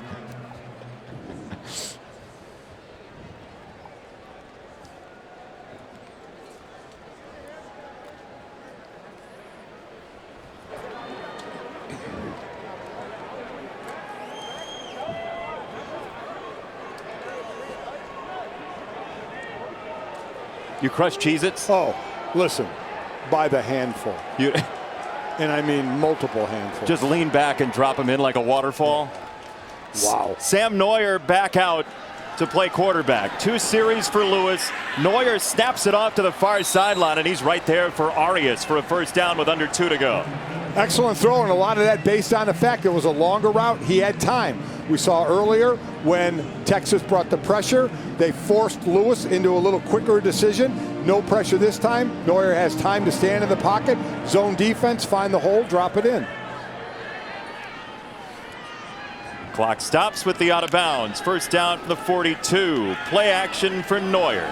Senior on the catapult, just missed him. Overthrown for Arias. You're right, he had him by a couple of steps. Well, I mean, that's one. As soon as you throw it, you wonder if he wanted to pull the string on that, knowing he overthrew it. Straight go route there. He's got him 2 steps. That's going to be a touchdown if that ball drops in there. The one thing I noticed about Neuer when he threw the deep ball in warm-up, it doesn't go very high. It throws. He's got a good arm, but it goes a little more flat. Throw that ball higher and give your receiver a chance to run underneath it. Which goes exactly to what he just did with that mime. He was saying, get more under it, Sam. He was talking to himself as he'll throw on second down, and now he'll keep it. Neuer across midfield, and Neuer scrambles out of bounds. Well done to find his way to the sideline. That's a great job. Great job getting to the sidelines. Understands the coverage. Sees some man, some zone too, really. Saw room. And nobody near him enough knew he could get the first down, but even extra there to get out of bounds. 3 carries, 21 yards. Neuer has not been terribly accurate tonight. The senior from about 10 miles west of Portland in Beaverton, Oregon. Play action for Neuer. Got him. He does on the edge. Stanley turns upfield, and Dimitri Stanley a first down, Colorado. That's KD Nixon running the go route, trying to take the defense with him, and then Stanley cutting right underneath it. Look, 3 goes straight, take the defender with him. He cuts right underneath, ball right on time. Great tandem route there on what you were trying to accomplish. Dimitri Stanley out of Aurora, Colorado. His father, Walter, a former Buffalo player in the 1980s, as we get a timeout with 1:33 to go with an injured player for the Texas Longhorns. Once again, it's Tavondre Sweat, the defensive lineman. And man, they cannot afford anybody going down on the defensive line. No, I mean, listen, yeah, we have seen too many players on that defense already not even here tonight, so thin as it is. Hey, this season, for every field goal and extra point made by participating universities, Allstate will make a contribution to the university's general scholarship fund. Thank you, Allstate. I would say they're in insurance, but Chris Budden down on the sideline says insurance. She does. Insurance. You know, tomato. Yeah. Insurance. I say Popeye. You do? I get mocked for that all the the Sailor Man? Yeah. You're talking about? Popeye the Sailor How Man. often do you talk about Popeye is the question that I have for you. Popeye's big in our household. He is. Big spinach guy, Mike Golick Sr. Wow. Well, didn't know you had that in the arsenal. Occasionally. Let's see what Colorado has in their arsenal. If they can get in, make this a 1-score game either way with 7 or 3. Last time you mentioned 3, they got 7. Broussard on the run, and Collins is there to swarm him. Second down coming up. So again, and I'm glad they tried it, because they threw their way down here and they have the time to try and run the ball and maybe see if they could break one here. Obviously, you'd love 7, but this is one of those, if you're in a situation, you're going to take points. Because you're either way, if you get points on this, you're going to get it to a 1-score game. Texas gets the ball out of halftime. They deferred in the first half. Neuer, high ball, it is not caught. Wow, they had a chance. Lynch, the tight end. Oh, Matt Lynch, just great route straight. You see him, it breaks right inside the defender. The ball just a little high. Neuer's been a little inconsistent, right? Yep. He's been off early on. He's on a couple of these throws. That one you got to hit. That one you got to make. And I'm sure even if you're Lynch, you're like, okay, I got to be able to make the catch as well. But that certainly could have been thrown better. 3rd down and 8. What's your call? Well, again, you don't have to go to the end zone. You can get a first down.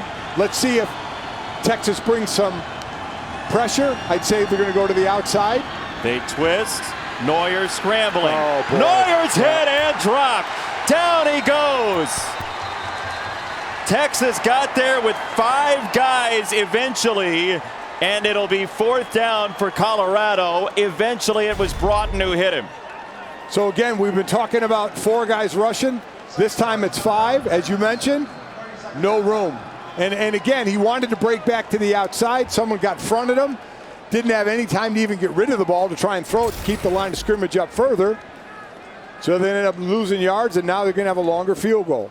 And now a sneaky opportunity here for Texas. Even if a field goal goes through, you got to believe Sam Ehlinger, considering what we know about his love with the gas pedal, he's going to want to throw it down the field in 45 seconds. And the thing about it is, you trust him.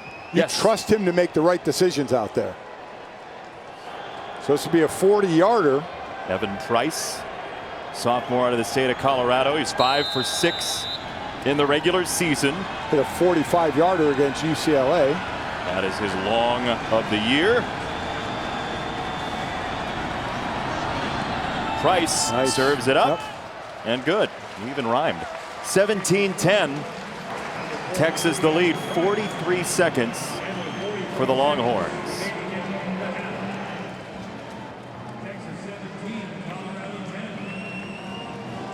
Colorado playing in front of a real crowd for the first time this year, by the way. They had friends and family in the first game in Boulder at Folsom Field. And then nothing. And this game is, we're just happy when there's able to be a crowd in, any kind of crowd, especially family, to be able to see their kids play. Couldn't even get Mork and Mindy into the stadium for the last couple home games. Lovely Boulder. That's where you went, huh? You got to do Popeye. I can get you a Nanu Nanu. You're right. Let's take a look at the Bowl Challenge Cup standings. That's a segue. Brought to you by Progressive. Mountain West 3-0 so far. If I asked you what the best conference in college football was, would you immediately grab for the SEC, or would you say that somewhere else? No, I would still go with the SEC. You would? Yeah. Even with the Mountain West at 3-0? Well, yeah. You went there. I went, unfortunately, negative. I looked at what was the Conference USA, 0-6. It's tough. That's a tough call there. 43 seconds. Texas has 1 timeout. They will get the ball out of halftime. And this return for Jamison. So they eat up 6-7 seconds for a gain of a couple of yards. And here's Sam Ehlinger's day so far as a marker has come in late. I mean, guys, 10 of 16 on the day. Early on, this offense was running extremely efficient. As of late, Colorado's defense has been playing pretty well. We saw what Bijan Robinson did early. Sam being as efficient as he ever is, that's what he does so well. So in a situation... 10-yard penalty from the end of the run, 1st down. All right, so the ball's going to get backed up. What happens a lot here, Jason, is with little time left, you have a timeout, you run a play and you see how it goes. Because remember, they're getting the ball in the second half. So it's not, they don't have to rush down and try and do this. So you'll see what the first play brings you. If it gets you a decent amount of yards, then maybe you'll think about going into a hurry-up offense. If you get stuffed, then you probably think about running the clock out. Saw their expertise in the 1-minute offense so far. So we'll see how they test the waters on this first play, as they'll go motion on 1st down for Ehlinger, and it will be a run for Roschon Johnson, and that might be the end of the line for the first half. Yeah, I think they're gonna call it a half, and I think obviously a lot due into that when they get the ball in the second half. So they'll be happy with their 17-10 lead going into halftime. They being everybody, or they being everybody but the quarterback? I'm sure. Listen, we know Sam would love to be out there running plays without question. But this is the smart thing to do right now. And so we hit halftime in the Valero Alamo Bowl, with Texas holding a 17-10 lead, and Ehlinger runs off for what could be his final halftime as a Texas Longhorn. Into the studio for the very humble Matt Perry. Matt, take it away. This is Capital One Bowl Mania.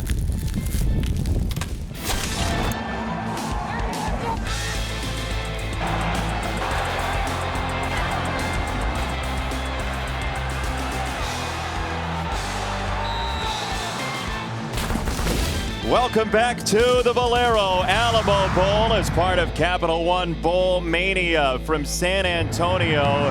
Extremely competitive game so far. Bevo's Longhorns up 17-10. No Ralphie here today. We still have to get your Ralphie story at some point during the telecast. Mike Golick Sr., Jason Benetti, Chris Budden on the sideline. Texas jumped out to an early lead in this game. Colorado has come back. Yeah, Sam Ehlinger did what Sam Ehlinger does. He leads an efficient offense. They outgained Colorado 180 to 68 in the first quarter, jump out to a 14-0 lead. Bijan Johnson was doing what he does in Robinson, in gaining his yards, but they were very efficient. He thought, uh-oh, they're gonna kind of blow their doors off here. The Colorado defense got very, very tight, and they really started to force Texas to start to punt, gave their offense a chance, but under Sam Neuer wasn't doing a lot. But under Brendan Lewis, it was. And then that leads us to our clutch delivery brought to you by Chipotle. And the delivery was the drive he had, the only touchdown drive Colorado had. A great post pass there by Lewis, and the great run by Broussard to get into the end zone. So again, that's their only touchdown that they got. They got a field goal after that to make it a one-score game. You wonder how much we'll see Lewis in the second half as well. We'll find out in a moment. After this kickoff goes to Jamison from inside the 10. His return to the 22, and for that, to Chris on the sideline. Well, Golick has questions and I have answers for you. Sam Neuer is going to start the second half, but we might not be done seeing Brendan Lewis. Coach Durrell told me he liked the spark that he gave them in the first half, but what that did was it allowed Neuer to sit back, take a sigh of relief, watch, and then he liked when he went back in and win that 2-minute drive. He said, I'd like to get Lewis a couple more drives, though, especially in his home state of Texas. Chris, very poised, by the way, with the mascot behind you. Well done. Tremendous. Twice tried to photobomb you. You weren't having, no, she wasn't having any of it. From the 21, Sam Ehlinger. A new quarterback comes in, I should say. Casey Thompson is in to play quarterback for the Texas Longhorns. And there goes Bijan Robinson. It is Robinson inside the 30-yard line. And Robinson out of bounds inside the 15. So Ehlinger out, Thompson in, Robinson does the damage. You look at Mekhi Blackman and Darian Rakestraw, number 25 and 3. They just basically stopped. They kind of thought the play was going to be over. They thought Robinson was getting tackled. And he wasn't. And as another huge run, they're starting out this quarter like they started out the game. So Ehlinger out, Thompson will throw, and Thompson's got a touchdown. His 8th throw of the year, his 3rd touchdown of the year, and it goes to Moore. Nothing fancy, just an easy play action pass to try and pull up the linebackers to give you some space over the top.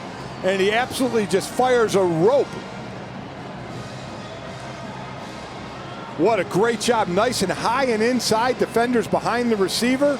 That was about as easy a pitch and catch as you're going to see. Wow, the first drive when they got the ball, I believe it was 4 or 5 plays for a touchdown.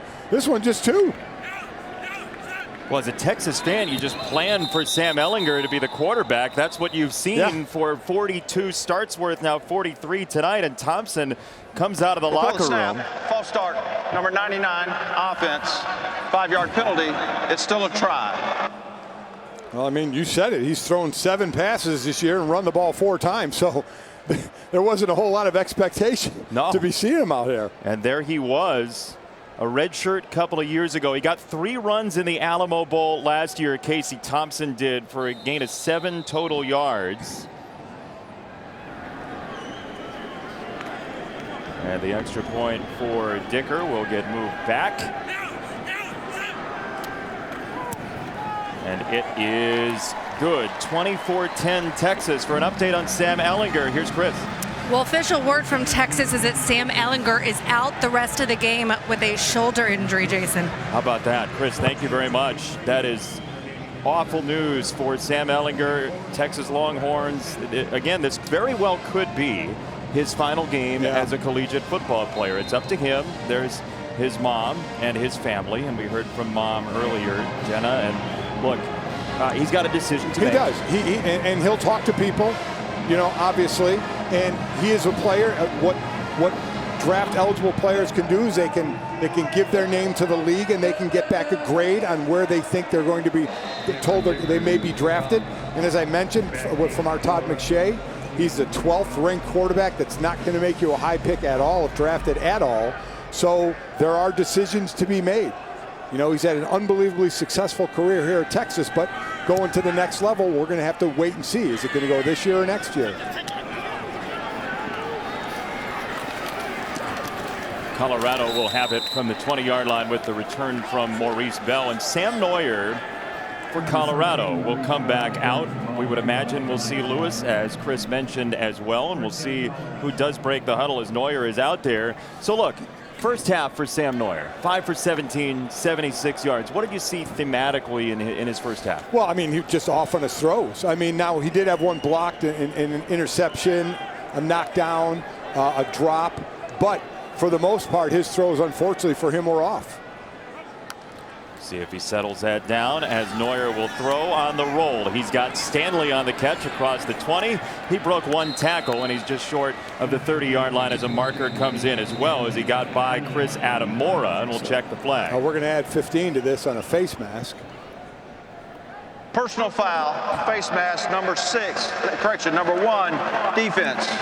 15-yard penalty at the end of the run, first down. So to your point, you know, let's see if he settles down. These are good passes to do it, little drags. You know, open receiver, just a 2 or 3 yard pass. Let then the ball carrier do the rest.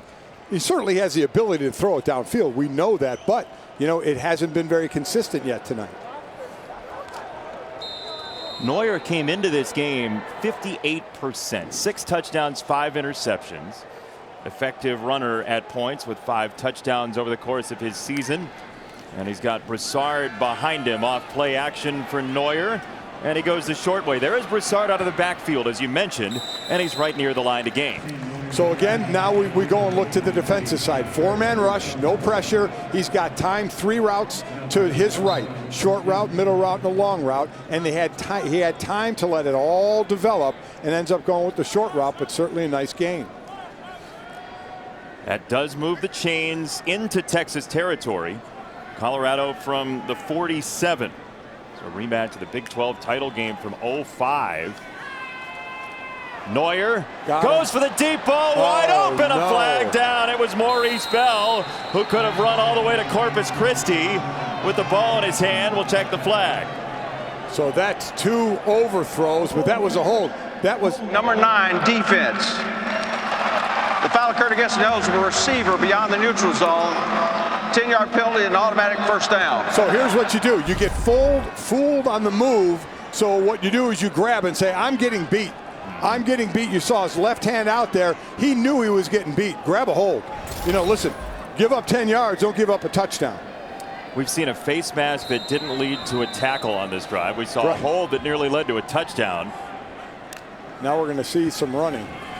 Yes, we are. Broussard shimmies to the outside, and Overshown meets him there. He has played very well so far today. And Broussard, a guy's averaging over 6 yards a carry, averaged under 4 tonight. 17 carries for just 57 yards. We saw him break a couple ones early, and that's the thing about him with his speed. If he breaks it and gets in that open field, he can be gone. But he hasn't been able to get the outside. Texas has done a great job covering the edges. No gain on first down.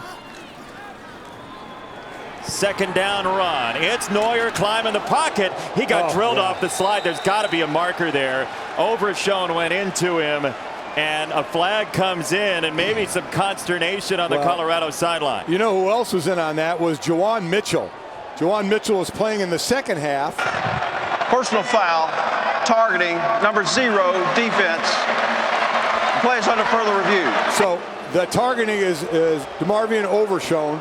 But as I mentioned, Juwan Mitchell was in there as well. Mitchell is now playing in the second half because he was suspended for the first half for a targeting in the last game. So we have. So there. Oh, there's Overshown going in low now. Boy, he does drop his head. We have our rules expert Bill Lamagnier with us. Bill, what are you seeing on the targeting possibility here? First of all, he's a defenseless player because he went into a slide. Right. So both rules, 913 and 914, will apply. You hit him in the head neck area with forcible contact, which does occur. But he did start to dip the head, but he turned the shoulder. So this targeting I see for being a defenseless player. Exactly. So explain that difference. If it's a defenseless player, it doesn't have to be helmet to helmet. No. Any part of the defender that hits the offensive player in the head is targeting, If correct? you use your helmet, you use your shoulder, you use a forearm, forcible contact on a defenseless player, that will be targeting. So we think this targeting is going to stay. I confirm this. Yeah, if he was a defenseless player, so any part of the defender that hits him in the head, it's going to be targeting. That's correct. The dive is the indicator for targeting, right? The launch, essentially? Yes, you do need an indicator. And him diving into the player, that's the indicator there. I mean, just lower. Now, went in, he tried to go in, he saw the head go down, but he did kind of turn and catch him more with the shoulder. But again, on a defensive player, that doesn't matter. If you catch that offensive player in the head, it's going to get called because he's in a defensive position. I mean, 3 monster penalties on Texas, right? The face mask, 15 yards, a 10-yard hold, and now this will be 15-yard, and I believe Overshown's night is going to be over. If 5 tackles and an interception is what you're losing for Overshown, if he does have to leave the ball game. But, Bill, this is why that rule was put into place, right? I mean, this is the type of play that you have the slide for and targeting.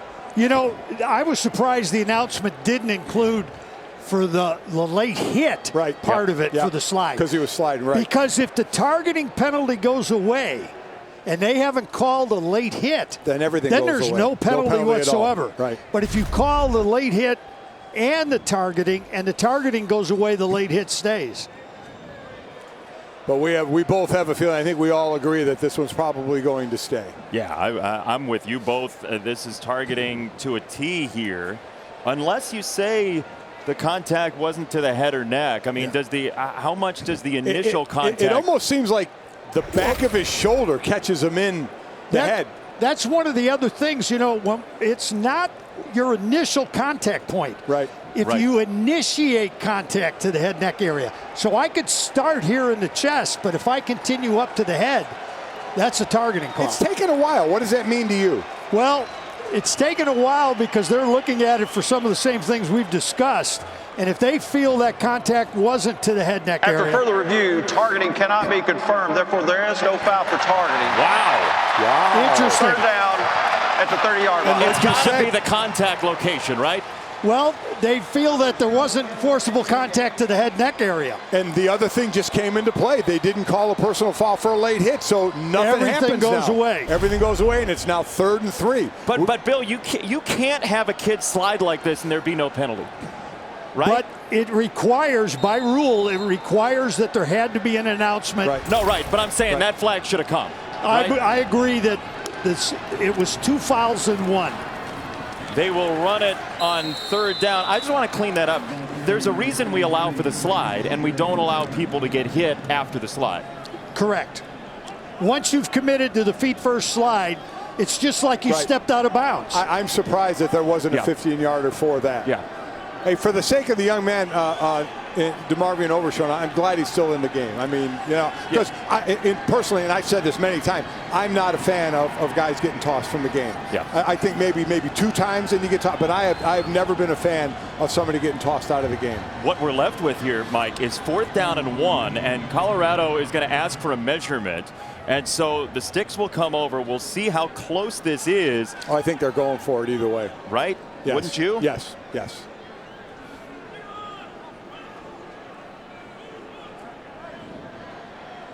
Oh, that's very close. And we've seen on these plays, we've seen them give the ball to Broussard up the middle. You know, the 185-pounder going right between the tackles. So, and I tell you, that might be the way to go because we have seen outside of that really good touchdown run Broussard had, even though when he had that run, Texas defensed it really well. They have defensed the outside very well. And Colorado, typically, about half of their run plays this year have been middle-of-the-field run plays. They are a lean guard, center, guard run team. So we'll see. 4th down and 1. Broussard is the tailback. Texas's fans get loud in San Antonio. This is either going to be a quarterback sneak if he's going under center or a handoff. moving at the line. Neuer tries to truck forward, and he's got the first down. Yeah, when you see that quarterback in a 4th and short, go underneath and have the one leg back. When they don't have that even stance, when they have a leg back, that's going to be their push-off leg. So look at his feet.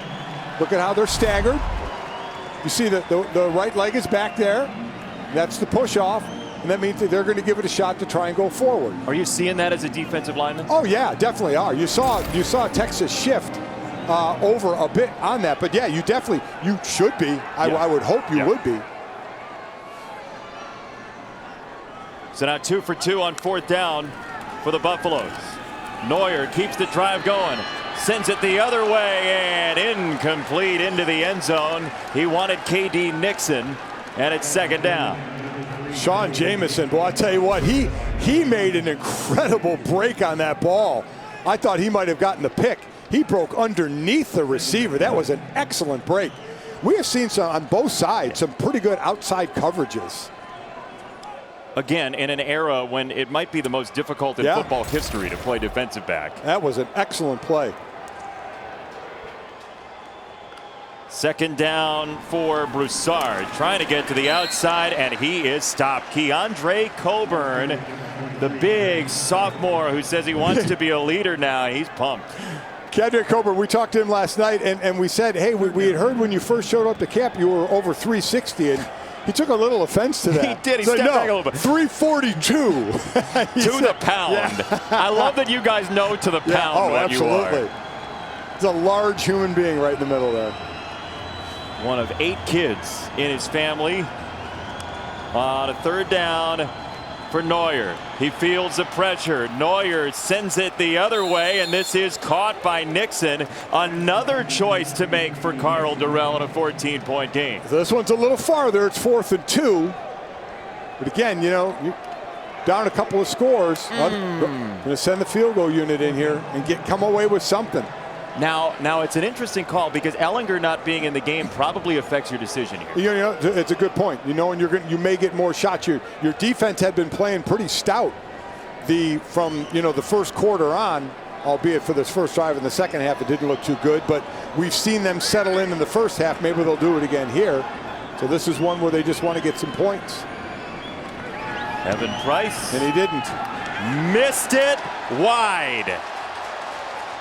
Oh boy, that one Karl Dorrell may want back by the end of the night in lovely San Antonio in the shadow of the Riverwalk. This one hurts for any kicker. Evan Price, he knew it.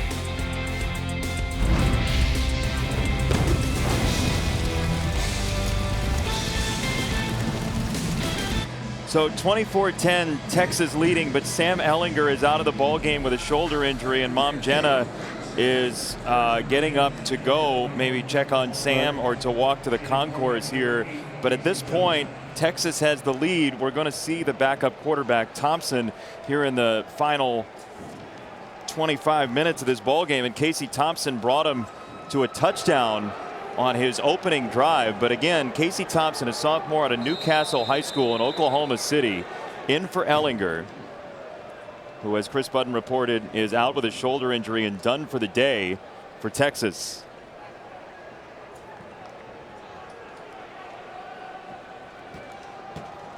Bijan Robinson on a loss on 1st down. Here are the plays as we see a flag. A nice play there, but unfortunately, Janaz Jordan grabbed the face mask there. So that's going to be what would have been a nice 1st down stop for Colorado is going to cost them 15.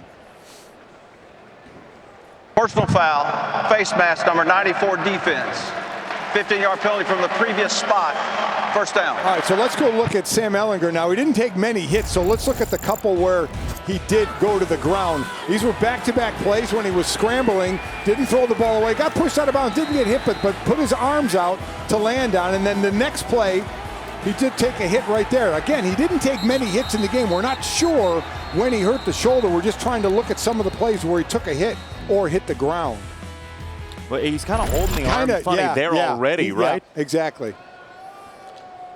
So off the personal foul, Thompson will throw on 1st down. He uncorks a deep ball down the middle and incomplete.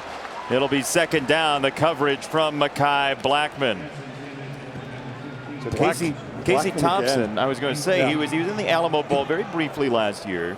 Ran a couple of times. He redshirted 2018.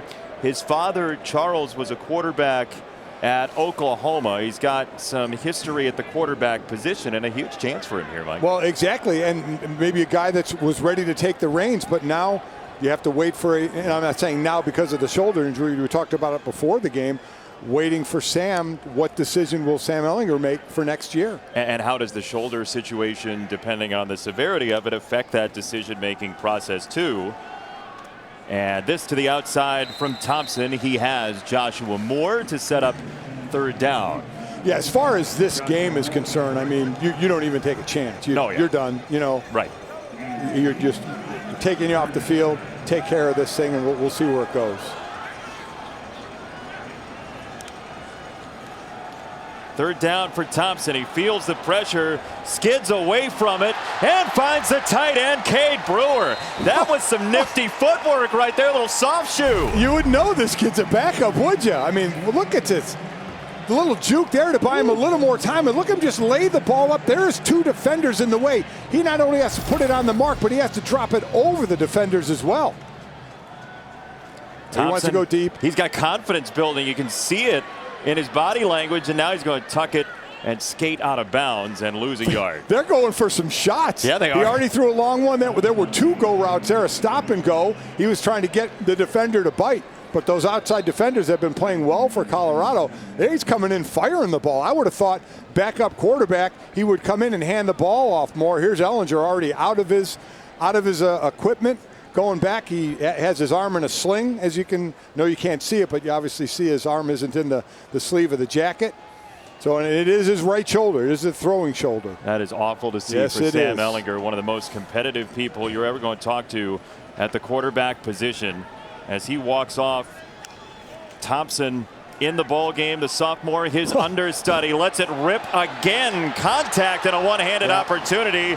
Flags come in from everywhere, from west of Texas, from north of Texas, and east as well. I mean, they are just coming in with this kid, and he's just humming the ball. And this was a guy getting beat. As again, we're looking at 15-yard penalty, first down. Sam coming back out onto the field, it looks like. But we've been talking a lot about Blackman and how well he's been playing. This time he just flat out got beat. He got beat, and he just said, okay, I'm going to hang on. And he hung on. That right hand down at the hip of the jersey, just hung on to try and pull the receiver to him. It's a good call. He had the torso. He had the jersey. He had his wallet. I mean, the whole thing. It's one of those, he got beat, and he wasn't going to be able to make it up. So he said, I got to try and slow him down. That's the right play, certainly. Roshan Johnson, the tailback for Thompson, to the 30-yard line, looking for a second scoring drive in short action so far. Thompson again down the middle. That is on target, and it is a touchdown. Joshua Moore, that was in the center of the bullseye. I can't tell you how impressed I am with a backup quarterback coming in, and Mike Yurcich just saying, hey, we're gonna heave the ball. We're gonna continue to throw it. Where you think they would run the ball, burn some clock, they're coming out and not just throwing, I mean dealing. And this kid is putting him on the mark. He is absolutely putting him on the mark. That is up where only his receiver can get it. It wasn't awful coverage by Blackman at all. We're going to take a look and see if that is a catch completed for a touchdown. So we've gotten a couple looks at it. They're going to take a look at it on replay, being a scoring play. So again, the ball was up nice and high. The defender did have his left hand up in there. So let's see how it comes down. We'll all take a look at it together. After we get another glance at it, we'll check in with our rules expert, Bill Lamagnier, and watch the replay here. Blackman gets the arm in, as you were talking about. And the question is, does he complete the catch as he's going to the ground? Bill, as you're watching this replay as an official, what are you looking at? Well, first of all, when players are turning over like that, you have no view of the ball. Right. Yep. So you're looking for this initial control, which he has. He comes down. Now at this point here, does he survive going to the ground? Oh, is that ball enough on the ground right there? But the ball can be touching the ground in control. Exactly. and still be a catch. So if you see something like that, now you have to determine, okay, the ball is touching the ground. Now you have to determine, does he have control of it? If he's got firm control, when it's touching the ground, he's still got the ball. So tell me what you're looking at if you're a replay official to see firm control. What defines that for you? Well, 2 hands is better than 1, obviously. And he appears to have 2 here. Now, as he rolls over, I'm looking to see, does a hand come off the ball? Does the ball move through that hand if it's coming off? Here's the view. Here's the view where you actually see the ball on the ground. Touchdown. Touchdown. Stands. Touchdown. I think that's the right call. We have nothing there that can turn that call over. I meant to say it earlier. You did. It was a touchdown. Stands, yeah. Yep. You got it. We're there. Partial credit. We're there together. We're celebrating the camaraderie of getting to a result as a group. Oh, stop. Mike.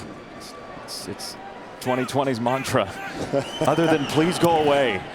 Extra point is good, and it's 31-10 Texas. Casey Thompson has come into the ball game and flexed with Joshua Moore. This kid, man. Who knows where this game's going to go? The Valero Alamo Bowl is fueled by Valero. Texas unbeaten in bowl games with Tom Herman as the head coach and Sam Ehlinger as the starting quarterback. There's a smile after beating Utah at the Valero Alamo Bowl last year. And there is his understudy, Casey Thompson, talking to the injured center, Derek Kerstetter. And how about this revelation? Casey Thompson, the sophomore off the bench, they're not afraid at all to let him rip it. I'm not going to lie. It caught me by surprise. I thought they would get back to the running game a little more and try and reestablish that. And he came out throwing. And as I said, not short passes, not kind of getting a groove passes, but going long. Really, really impressive. There's what a great sign right there. Thanks for the memories. And again, we still have to wait and see. You know, are the memories over? We might have a double goodbye. Yeah. You know, people think this might be his last game. We'll see how the shoulder injury affects his decision making as well. Again, everybody's got an opportunity for an extra year of eligibility as Bell gets dropped on great coverage from Texas. And we go downstairs to Chris Button. Yeah, Jason, Sam Ehlinger has always been one to just put his body on the line for his team. These are his injuries he sustained just this season. A calf contusion against Baylor, a quad contusion against Texas Tech, soreness in his left hand, torso injuries from all the hits that he's taken. I covered him a couple weeks ago against Iowa State. He said he can't even remember what 100% health feels like because of just how much his body has endured all year. Well, we'll get into the conversation we had with him and something that whenever he gets to the next level is going to have to change some. Neuer hit and second down on the way. Yeah, no patience on that one. He did it a little too quickly and the hole closed up on him. But for Sam, I mean, I said, you know, are you working on getting down, sliding? And he said, I'm working on it. To which, you know, Chris finally asked him, or you, I forget which one asked, well, if you're still working on it, it's been 4 years. Are you really working on it? Are you actually? And he said, thank you for calling me out on that. Yeah, because that stuff, unfortunately for him, won't fly well at the next level. You have to, again, he's going to have to get down a lot more because he wants to make plays, and I get it. I understand that, but it could really cost you. Now Neuer trying to respond for Colorado, and you see the energy on the Texas sideline. This is a big moment for Colorado. 3rd down and 12, down 21 to stay in contact. Yeah, it really is, and Neuer is really struggling throwing the ball. I'm not going to be surprised at all if we see Brendan Lewis again in this game, maybe in the next series or so. Neuer's just a little too inconsistent with the accuracy right now. Carl Durrell, the Pac-12 Coach of the Year. Colorado with a marvelous season after low expectations nationally. They have played out of their minds this season as Neuer misses, and it will be 4th down for Colorado, 3 and outs. Yeah, that time Texas brought a little heat. One blitzer and a late blitzer just to let them know they were there. He gets rid of the ball and just an underthrow. So again, I would be surprised if we didn't see Lewis at least by this next series. Yeah. Especially considering there's a chance Lewis could be your quarterback next year. Exactly. There's a chance. Right. Low snap. Jamison back to receive. from the 40. Wants to give it a go, and he is dropped right at the 40-yard line. Casey Thompson into the ball game, and he's been a revelation. Really impressive what he's done. No fear at all, back in the pocket and just rifling the ball, putting him in great spots. That move there to buy himself a little more time, and then the angle of that throw, I can't tell you how impressive that was. But where he puts the ball is as important as anything else. There's one thing to have a completion. There's another thing to put your wide receiver in the best spot available, and that's what he's doing. He's given his wide receivers the best chance to get the ball. And he's doing it with confidence. You see the decisive throws as he is ready for a third drive for the Texas Longhorns.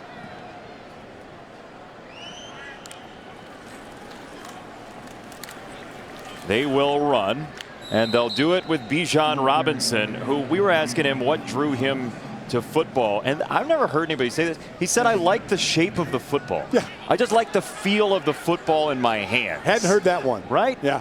There's a new one. He said there's a picture of him getting his first haircut. He's holding a football, and he's going to do it for a long time. Thompson on the run right down the zipper. Thompson galloping through the Texas night for a first down. And this was a play the whole way. You saw him do the hitch like he was going to throw, but already linemen were running downfield. So when you see linemen already running downfield, that is a quarterback draw, because they can't be down there for quarterbacks going to throw. If that was a setup the entire way, great play call. Bijan Robinson pinballs off a defender, shakes another one, says get out of here, first down. This is starting to roll up on Colorado right now. This is nothing fancy, straight up the gut, bounces off one. You can't arm tackle this guy, and then he's got the moves as well. Thompson behind Robinson, who's blocking for him. I'm so glad you asked him what he enjoys more, catching a wheel route for a touchdown or dipping the shoulder, because you can see the shoulder thing he loves. He absolutely, I did. I said to him, I said, dipping that shoulder, or catching the ball more out of the backfield, and he loves to drop it. 220 pounds. But he does it with a smile. He's a smiling assassin. Yeah, remember, he flipped the switch out there. He does. He flips switch. And he's got a nice little move. It's not over-exaggerated, just a nice move. And what it does, it puts the defender in a position to have to arm tackle. Yeah. And he is so good at running through arm tackles. How hard is it to arm tackle him, you think? You're seeing the results right out there. You want to try post-COVID? No, that's why. I'll tell you why it was easier for me. Thompson, throw back the other direction, Roschon Johnson. Third down. Why was it easier? Whenever we played a big back, and going back in the day, people you may have to Google, and when I played against a guy like Christian Okoye, a monster-sized back. Well, when you're a D lineman, you're not getting them at full speed. You know, if you get them, they're starting 3 yards or back or so, 3 or 4 yards back, you're getting them before they've built up that full speed. It's the backers or the defensive backs that get these heavy or big backs downfield when they haven't been touched. As a D lineman, it's not as bad. And by the way, for our younger audience, go watch Christian Okoye and the Chiefs days on YouTube. That guy was a train. That's a hammer right there. My gosh. Third down and 7 for Thompson. To throw. Thompson sidesteps. Thompson got lost in it and got drilled. He gets sacked. He took his eyes away, and Carson Wells got in there for the sack, the valedictorian of his high school class. Good eventual rush, but that's more a coverage sack, and that's more on where you get a young quarterback, not a lot of time. Just that internal clock needs to go off a little sooner to get rid of the ball. You know, certainly that's a young, inexperienced quarterback mistake. Carson Wells, by the way, we mentioned the valedictorian of his high school class. We asked who'd he beat out. He said, my girlfriend. Yeah. Emily Huff, second place. They're still together. They're still together. A true American love story. That is amazing. Field goal spins through for Dicker, and it is 34-0. A 35-yard field goal. Texas building on maybe a fourth bowl win for Sam Ehlinger involved.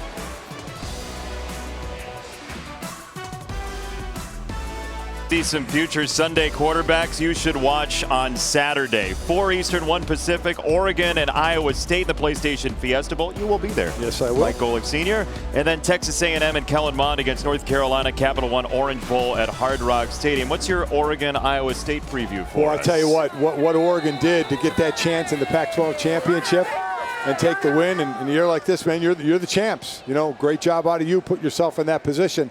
Iowa State, I've done them a couple times this year. They've gotten better as the season's gone on, but Oklahoma did a great job on them in the Big 12 championship game. I know there was a lot of disappointment there. We'll see who comes out for Colorado at quarterback. It is going to be Lewis, the freshman. Quick note on your game, though. There are not many smarter coaches to me than Matt Campbell and what he's done in Ames. Out of Mount Union, I mean, it's incredible what he has done. The winning that has gone on, that class of seniors there is the winningest class there. I mean, and what Brock Purdy has done, he's beaten every Big 12 opponent. So, yeah, what he is building there, and you know what happens then? You build, and all of a sudden other people come knocking on your door. But they love him there. He loves being there right now, and he has done a great job. So former Big 12 rivalry here, Colorado and Texas. This is still a 3-score game. It would take a massive comeback, but we have seen it before involving Oregon and TCU in this game. There have been some major comebacks. Yeah, that certainly was a major comeback. What, Oregon was up, 31-0 at half in that game? Yeah. And then that TCU beats them 3 overtimes, 47-41. Wow. A wild game. They still play at the TCU facility every once and again if you go there for basketball. As this is on the mark for Stanley. Lewis once again hits his target. It's a first down into Texas territory. You know, I like that play a lot. I like it. They roll out Lewis, give him a little bit of space. Now it does cut off half the field. I understand that. But you run routes at different levels, and you have a wide open receiver there in Stanley.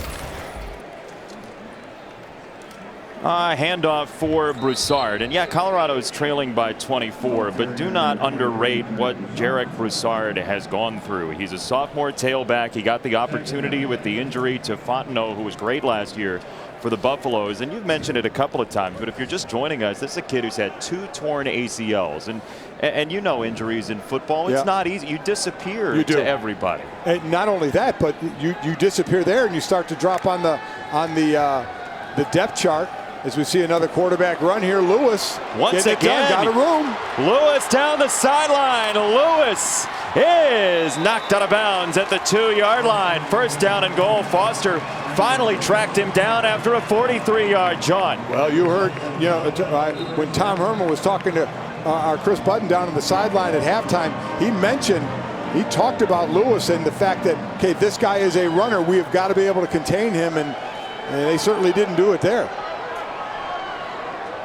Broussard has the lone touchdown for Colorado today. Broussard has the second touchdown for the Buffaloes today.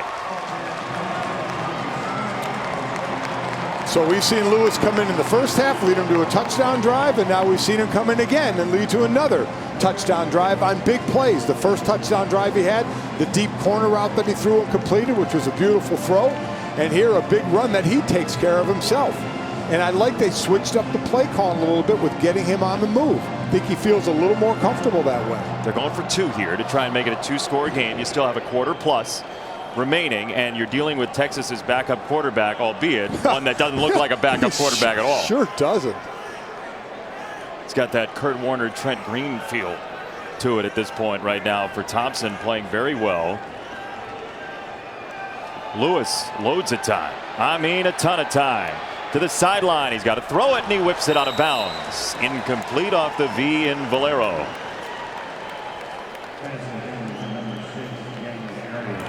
So it's 18, but it was the running game. It was. That got him there. Yeah, the running game and a rollout pass.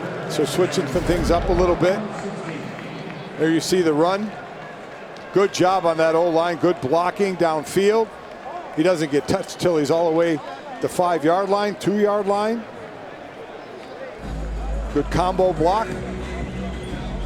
Combo block to find that for combo us. block, right guard, right tackle.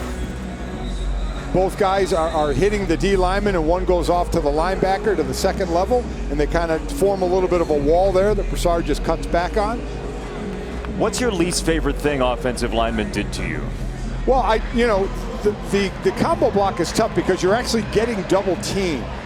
So it starts out like if I'm playing over a guard, and the guard hits me, and then the tackle hits me, and then what happens is the guard, if the play is going to my right, the guard wants to get through to the linebacker. I need to hold on to him, but I got 2 guys hitting me. So you got to be stout in there and hold on and hold your ground so that either your linebacker can be free, or when the lineman leaves you, you're able to make the tackle. I would say let's do a demonstration, but that wouldn't be COVID safe. Thank goodness for me. The return here for Jamison. He's across the 20 to the 25-yard line. Hey, the college football playoff championship is on the way. On Friday, the main telecast for the CFP semifinals starts at 4 Eastern. Also an assortment of different feeds for those two games. Command Center, Skycast. You'll feel like you're flying over the ball game. Spanish language, the national radio broadcast, some hometown radio as well, and some really good stuff in the megacast. I'm going to be calling the game from my couch in Arizona. You will? Before the Fiesta Bowl. Yep, I will. I'll be doing full analyst work there. Will there be a microphone, or will you just be yelling across the living room? It'll be, my wife will be there, and then she'll eventually leave. That sounds like a wonderful holiday season for the Golics. That's great. Casey Thompson has been near perfect so far. He's 5 for 6, 64 yards, and a couple of touchdowns. And the big, burly freshman Bijan Robinson takes 2 to knock out of bounds. I didn't think he was going to get the corner, and then did. And this is what I thought they'd be doing more of the running. And Casey Thompson just comes out throwing the ball. Well, for Bijan Robinson, there you see Clemson, Ohio State, 2 against 3, Alabama and Notre Dame. For Bijan Robinson, he got the comparison from Ricky Williams, who called him Little Ricky. I mean, that's, you talk about anointing somebody. Pretty nice. That guy was a legend.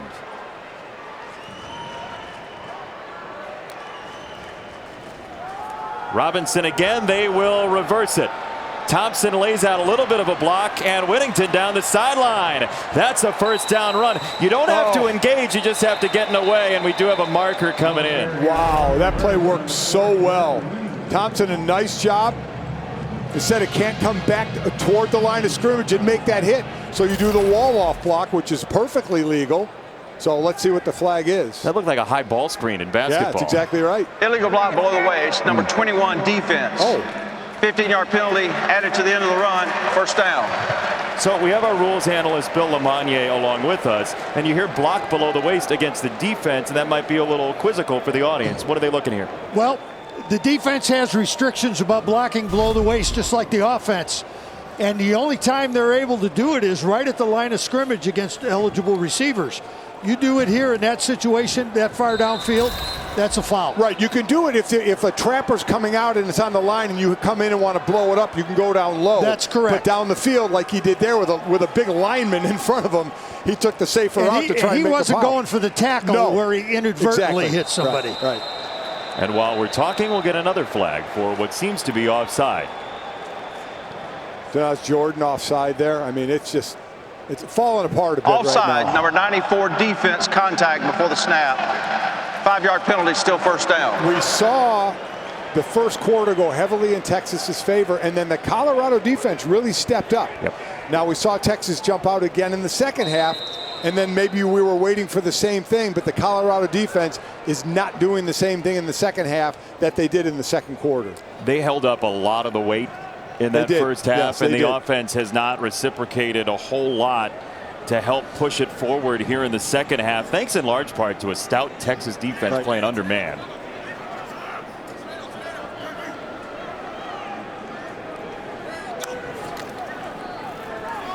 Quick throw, Woodard one more time, turns it upfield, and he's got a first down. Nice day for Woodard, the sophomore out of Houston. Again, this is college ball we talk about. Quick plays like that, get it to receivers, let them make plays down the field. See more and more of those outside plays. 3 quarters deep. Spirited game so far. 34-16. Texas trying to stay unbeaten in bowls under Tom Herman. 15 minutes to go from San Antonio. Alabama, Clemson, Ohio State, Notre Dame. The college football playoff semifinals, New Year's Day on ESPN.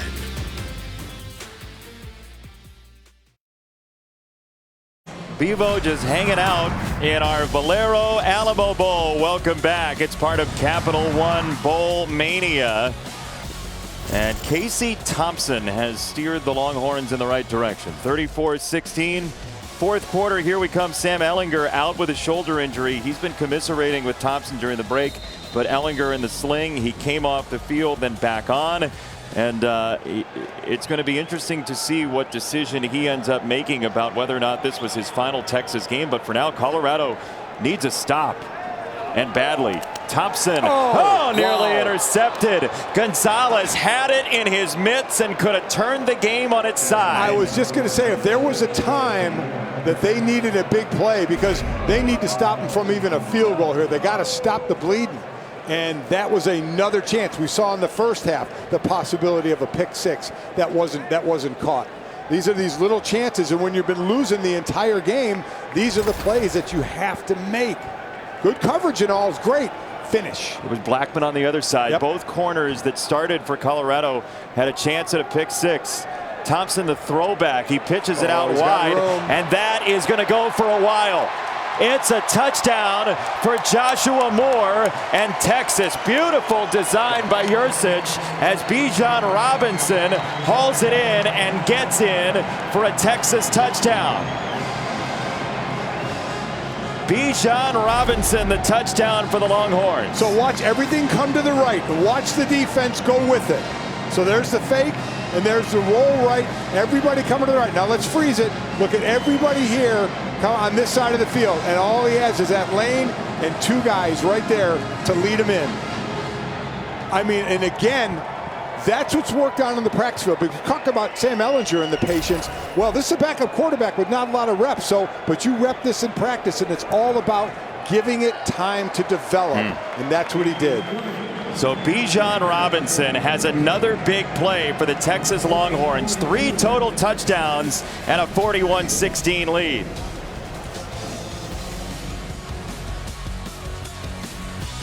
Signing trophy of the Valero Alamo Bowl here in San Antonio at the former home of the Spurs. They've hosted college basketball national championships in this building. Paul McCartney opened the building back in 1993 with a big concert, like 32 songs or something like that. Wow. This building's seen a lot now. Yeah, I've been fortunate enough to be here a few times myself. It's been beautiful to hang out in this area, the Riverwalk. I mean, it's a fantastic place to be. Yeah, it's a gorgeous city, and it's got that sort of vibe where you want to be outside. It's tough to be here in 2020. Yeah, exactly. Doesn't have the same feel, but it's a great host city for this bowl game that has thrived for years and years. As you see Sam Ehlinger over on the sideline, and Colorado will get it back, trailing by 25 now. The touchback will give them the ball at the 25. So, we're going to get to talk about Sam Ehlinger and what may go on from here. But with Colorado, we talked about Sam Neuer and what he's done from being a backup to being a safety to almost transferring to starting this year and being second team all Pac-12. But now, with another quarterback out there in Lewis, if Neuer does decide he wants to come back for another year, let me tell you, I think it's going to be a dogfight. Who's going to be the starter? Quite honestly. Especially with Lewis getting the time in this game. Getting the chance as Lewis will roll, Lewis will throw, and Lewis has a completion at the 30-yard line and turning upfield to the 40, and a first down for the Buffaloes, and Lamonius Craig with his first grab. It just seems the offense is just moving a little more efficiently. He's given them a little more options because of his legs, and not every offense runs that way, but this one seems to be running smoother in that vein. Oh, ball on the deck. Broussard, I believe, was down. Yeah. I was going to say Colorado's the side that needs the breaks, not Texas, and that would have been brutal. Yeah, the put away would have been coming for Texas at 6-3. And again, the Longhorns have had a couple of very close losses. 3 losses, 13 total points this year, including some overtime. As Lewis will throw. He loads it up. He wants the sideline, and a lot of contact, and there it goes. Brendan Rice signaled for it, and the marker comes in. Yeah, that was Jalen Green. I mean, he didn't even, it's one of those, no, I don't think it was Jalen. Didn't even look back for the ball. Believe they got 15-yard penalty. Barron. First down. Jahdae Barron. Yeah, that's exactly what they got. And again, when you're not going to look back for the ball, that means you have to time your hands going up. But you see, he doesn't look back, and he just grabs. He sees the receiver stopping and starting to go back. So instead of putting a hand up, he grabs around the shoulder pads. And that's about the easiest call as you could make. That's true freshman out there, getting an early little lesson. Well, Chris Ash was very excited about his guys getting an opportunity. He said they were fired up and ready to go and really wanted to play, and we've seen that as that one is on target for K.D. Nixon and a first down Buffaloes. Chris Ash, who spent some time in his summers as a corn detasseler. Never knew what that was until he explained it. I didn't know what that was. Yeah, so he made pretty good money, though, for high school. Yeah, a bunch of thousands detasseling corn, pulling the tassels off corn. That's your farming tutorial of the night.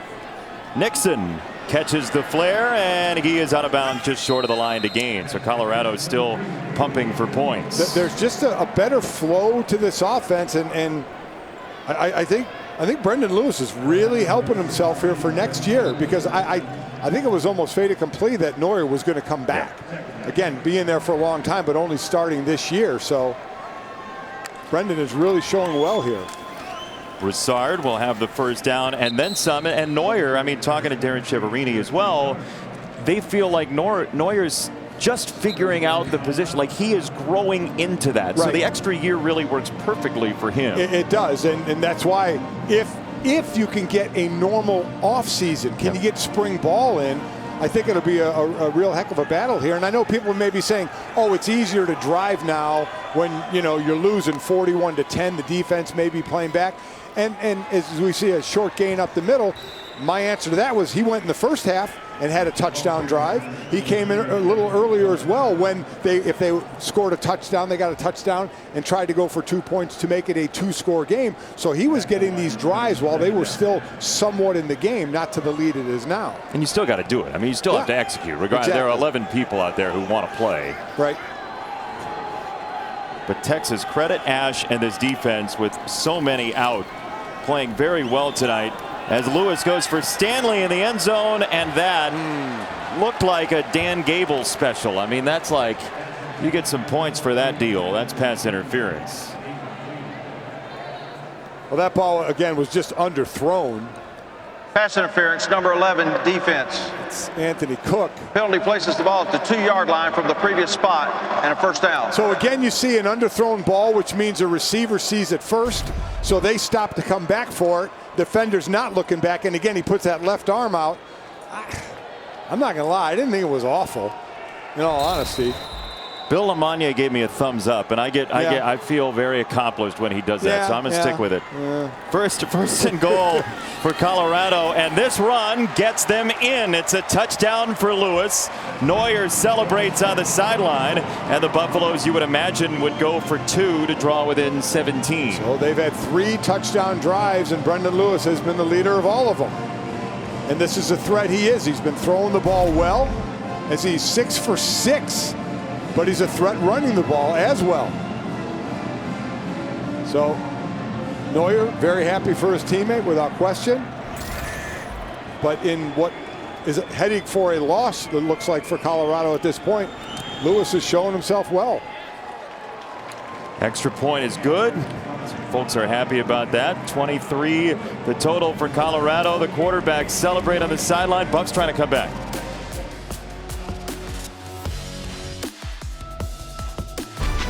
The Valero Alamo Bowl is fueled by Valero and in part by Visit San Antonio. Plan your trip at visitsanantonio.com. Yeah, one of the greatest parts of college football is you get this "we knew him when" sort of feel. You see Drew Brees holding that trophy, and you go back to the picture of him with his kid after the Super Bowl win. It starts as a college football trophy, and then it becomes a family thing, winning a Super Bowl. I love that about college football, as you see our Capital One player of the game It's Bijan Robinson, and you kind of get the feel that he's going to be one of those guys we're going to show his picture in 15 years and say, remember when he played in this game?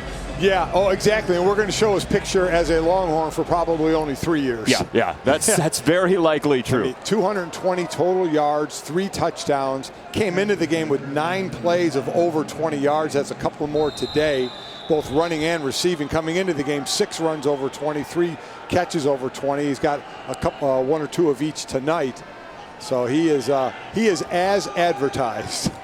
And then some. Yeah. I mean, the build, he doesn't look like a freshman. He doesn't run like a freshman, as Texas will get it from the 25. Look, he's done it in a bunch of different ways, too. Oh, without question. And this is, we see the running back of the NFL now, not just a runner to be able to be fast, to be able to be strong, but catch the ball out of the backfield. It's all about matchups now. And here, these are a couple of screens that worked out obviously extremely well. But he's a guy, remember, just a true freshman. And they've made sure to bring in, to have the other guys running the ball as well. They said they didn't want to put too much on his plate. They said there's still something to just kind of steadily feeding him and not making him the feature guy all the time, which he will eventually become here probably next year and get the lion's share of everything. But to become that more all-around back, catching the ball even more out of the backfield. Well, you asked him about catching the ball, and he said, I'll do anything, basically. You put it in my hands however you want me to do it. I'm happy to learn that, and he knows how that might help him as Roschon Johnson tries to sidestep a man and gets a yard. And it was one thing he said, you know, I did a lot of that in high school. They put me out at wide receiver and slot. Well, of course, when you're a man amongst boys, we're going to put you everywhere. But now in college, and then when you go to the next level, now it's about matchups. Who can we match him up on where we know we're going to get the win and start to be more versatile with him? There are more and more people that you can match him up against, and he's probably going to get the win. He's played very well tonight and had a tremendous freshman season for Texas, where they have churned out running backs for years. Thompson again, deep ball, wide open, he dropped it in beautifully. And another absolute strike for a Texas touchdown to Dixon.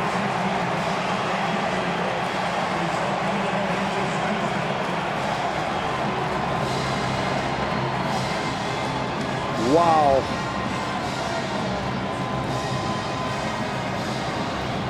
Jonathan Van Diest, the linebacker, is the one that got matched up there. And you can't even really say a match. That was a home run.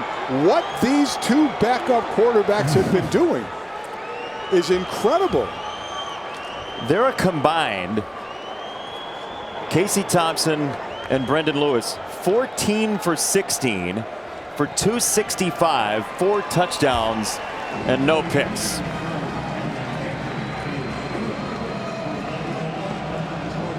So again, nothing really fancy here, and yet you still end up wide open. Middleman in the slot, and just, I mean, again, it's not a fancy offense. You take off, and you have a backer trying to break out and cover on you as the safety drops. The safety drops and lean toward the outside receiver, and left your linebacker in the unenviable position of covering a wide receiver. So again, tandem routes. Look at the route. The outside rusher, that safety, number 30, leaning that way. Curtis Appleton leaning toward the receiver. Dixon running to the middle, and that's where the linebacker has to run with him. Again, you see one man on one man, but there's a reason it ends up that way with the other route and where the safety went. How about Casey Thompson? He had 4 completions all season. He has 4 touchdowns tonight in Texas's bowl game.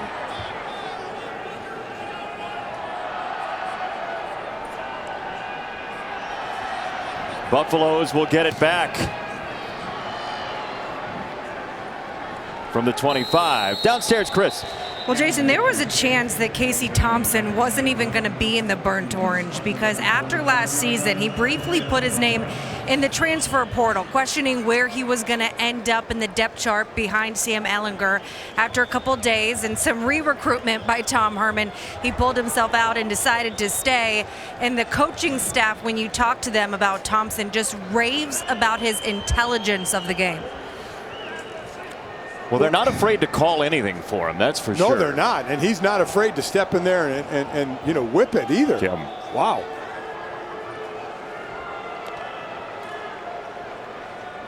Buffalo's ball. That defensive line has been awesome for Texas today. Andre Coburn there. Our big man, 6'2", 348-pounder, just eating up the middle there. Maybe see Mr. Coburn in the NFL draft at some point down the line, sophomore out of Houston. I mean, that's just, a big guy eating up blocks, and then with the ability to go side to side like he did and make a play like that, holding Broussard again, it's at 3 yards a carry. Lewis to throw. Yet another deep ball. We got fireworks tonight. That one incomplete. But back to Coburn for a second. We mentioned he's one of 8 kids in the family, and we were talking to him about what his role is. And he said, I want to be the guy to show my brothers and sisters the right way to go. Right. And that is such a mature thing to say. Oh, it really is. And for a guy who at one point, when they were getting ready for the bowl game, looked around on his defense and saw all the leaders, the older guys, upperclassmen, all opting out, getting ready for the NFL, and all of a sudden he's the guy. He's the guy everybody's looking at. And that one's not going anywhere. So it is going to be 4th down coming up for the Buffaloes, and Overshone, who stayed in the ball game after the targeting was wiped away, made the play, and he's posing for his own fake pictures on the sideline. Well, they're all feeling their oats now over on Texas, as well they should, sitting there with 48 points. I mean, they played a heck of a ball game starting out. Well, we've seen the scoring by quarters, 14 in the first quarter when you start a game. Then it's always interesting what happens in the beginning of a third quarter with the adjustments you make. They put 17 more up in that quarter, now 14 here so far. Another punt for Colorado, and a fair catch is secured, but barely, by Jamison. 48-23. Casey Thompson is letting it fly, man. He gonna remember this for a long time. Lift him up, Simba Cam.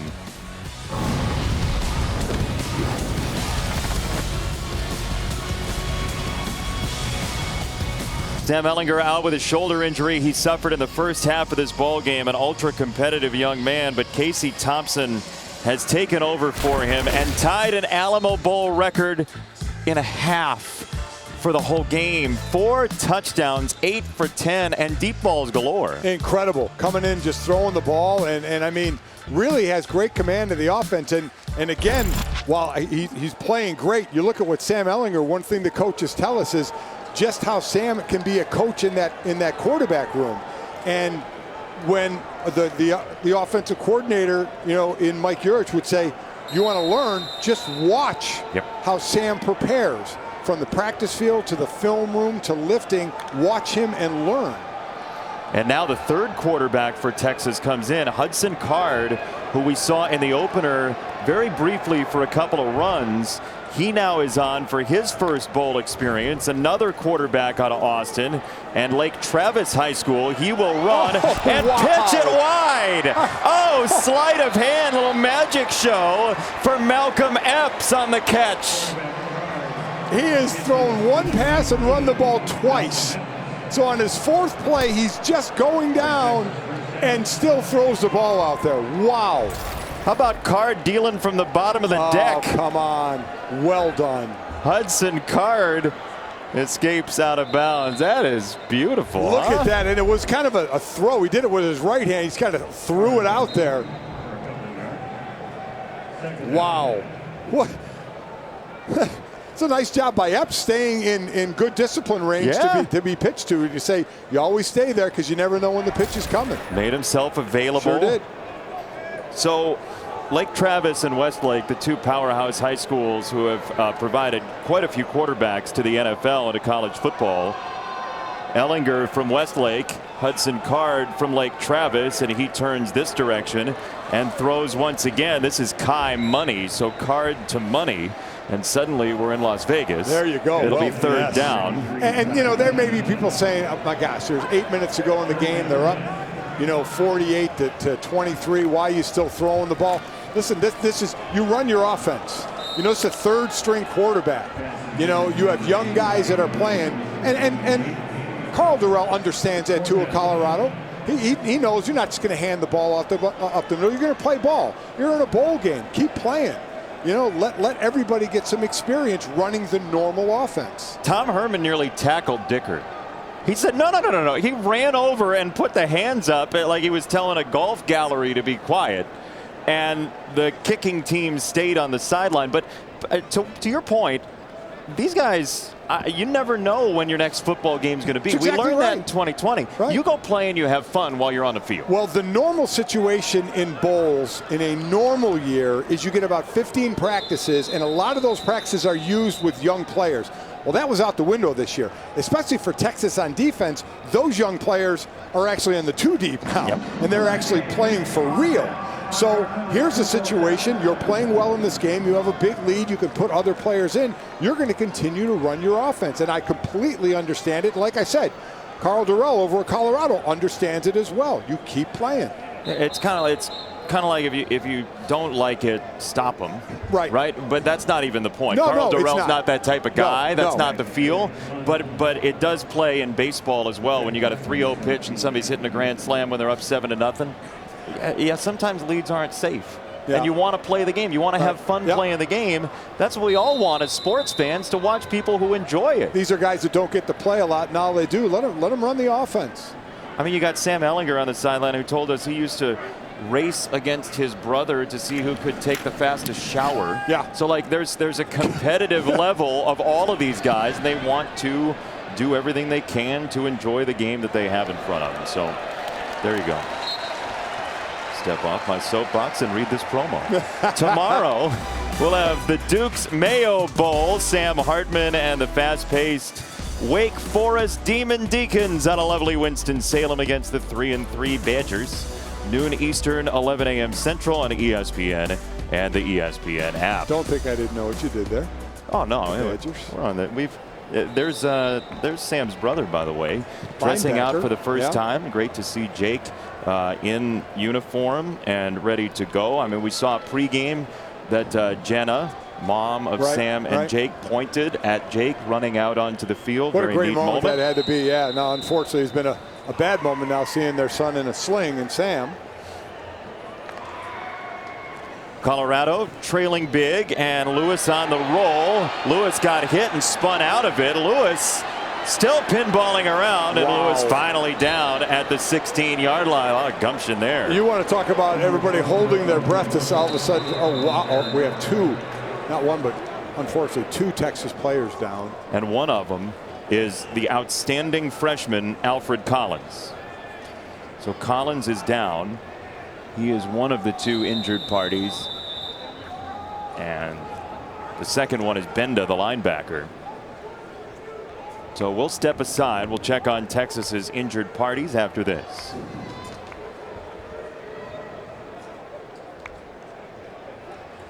Back at the Valero Alamo Bowl with Texas up 48-23, and one thing you do not want to see ever, certainly at the end of the season, going into the offseason, injuries, and 2 for Texas in this one, in this last play. Alfred Collins and David Benda, both up and off the field, seem to be doing better, but something you just hate to see.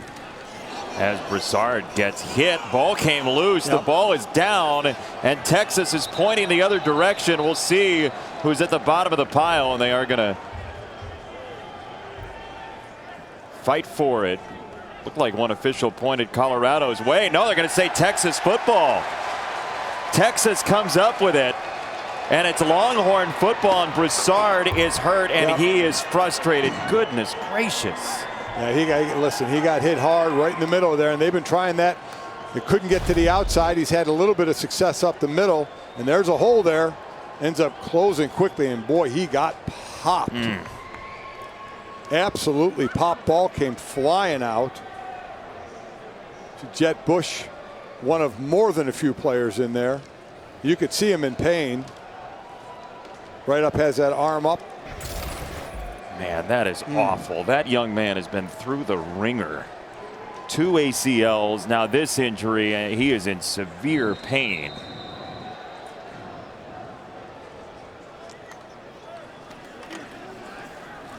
Card will hand it off for Roschon Johnson through the car wash. Johnson stays up. my God. Oh, no, he didn't. Touchdown! That is absolutely insane from Roschon Johnson. That is just individual effort. Absolute individual effort, because Colorado was right where they needed to be. Right where they needed to be. And as we have seen with some of the Colorado plays, not finishing. They're there. They stopped it. That play is designed to go outside. They stopped it outside. All the help was in the inside, and he's just pinballing off people. Nobody's wrapping up. Nobody's keeping their feet. He's keeping his legs moving, and he gets the payoff. How about the lineman staying engaged late in that play, and Texas has a double nickel at the Valero Alamo Bowl tonight.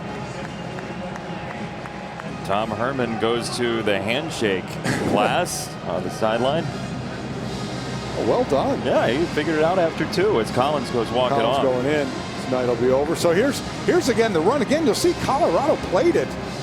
They played it pretty well. This play is coming this way, and Colorado does a nice job of stopping it going to the outside. And then there's help back in the middle here there, because they stopped it going that way. And the help is right there. And now there's 1, there's 2, 3, 4. What an effort. That was all individual effort on a play that should have been a 2-yard loss.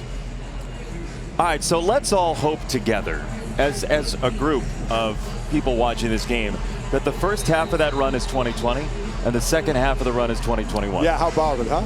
Yeah. Wouldn't that be nice? A lot of bouncing around and then a nice free run. Daylight. I'll tell you, the biggest thing I hope tonight is we've seen a few people go down with injury, you know, the biggest name being Sam Ehlinger, but more than a few people, and just you got to hope they're all right. Kick goes into the end zone. And why not? One return, and wow, my goodness gracious. Texas, that's Jaden Hollaby, the linebacker. That is, wow. I mean, they are playing to the horn now. You know, I talk about when Colorado wasn't tackling, wasn't moving their feet. This is called using your feet and running through a tackle. Wow. That is running through a tackle. Well done. I mean, look, for people who are looking for playing time next year. Hey, listen, these are guys that don't get a lot of time. We may have targeting here. Targeting, okay. Crown of the helmet, possibly. I'm going to need you on this one, Bill. That this certainly was not a defenseless player. No way it was a defensive player. So if I'm correct, Bill, you correct me if I'm wrong. If it's not a defensive player, then it's going to have to be helmet to helmet, right? Crown of the helmet contact, I believe, is what we're looking for. We will check in now with Bill LeMonnier, our rules analyst. Bill, what are you seeing? Sometimes that term helmet to helmet's misleading. It's got to be a crown of the helmet where he dips down. And Bill, I think in looking at it, I think he hit him with his shoulder. He had it dipped down, but the helmet did not. Right, exactly. Hit. It did not hit. I don't think there's any way this is going to be targeting. His head did dip down, which you don't want. I understand that, but he definitely caught him with the shoulder. But did that crown of the helmet hit and cause the head to turn and go down? To me, in the what I've seen, I think it was his shoulder. Because just so everybody understands, the defenseless part of this is out, right? Yes, there's no defenseless player. Has here. To be crown of the helmet. So now crown of the helmet, and he did drop his head, which is something you definitely want out of the game. That's the indicator, dropping the head. But now they'll have to determine with that drop of the head, did that crown of the helmet cause that hit for the runner to drop his head down? Yeah, I'm going to say I don't think so. I think he hit him with his shoulder. We'll continue to take looks at him. All right, watch again. After further review, there is no foul for targeting. No targeting. First down. Good decision by replay. You're absolutely right. The helmet went in front, and it was the shoulder that hit. That is actually outside of his head being down, which is something we don't want.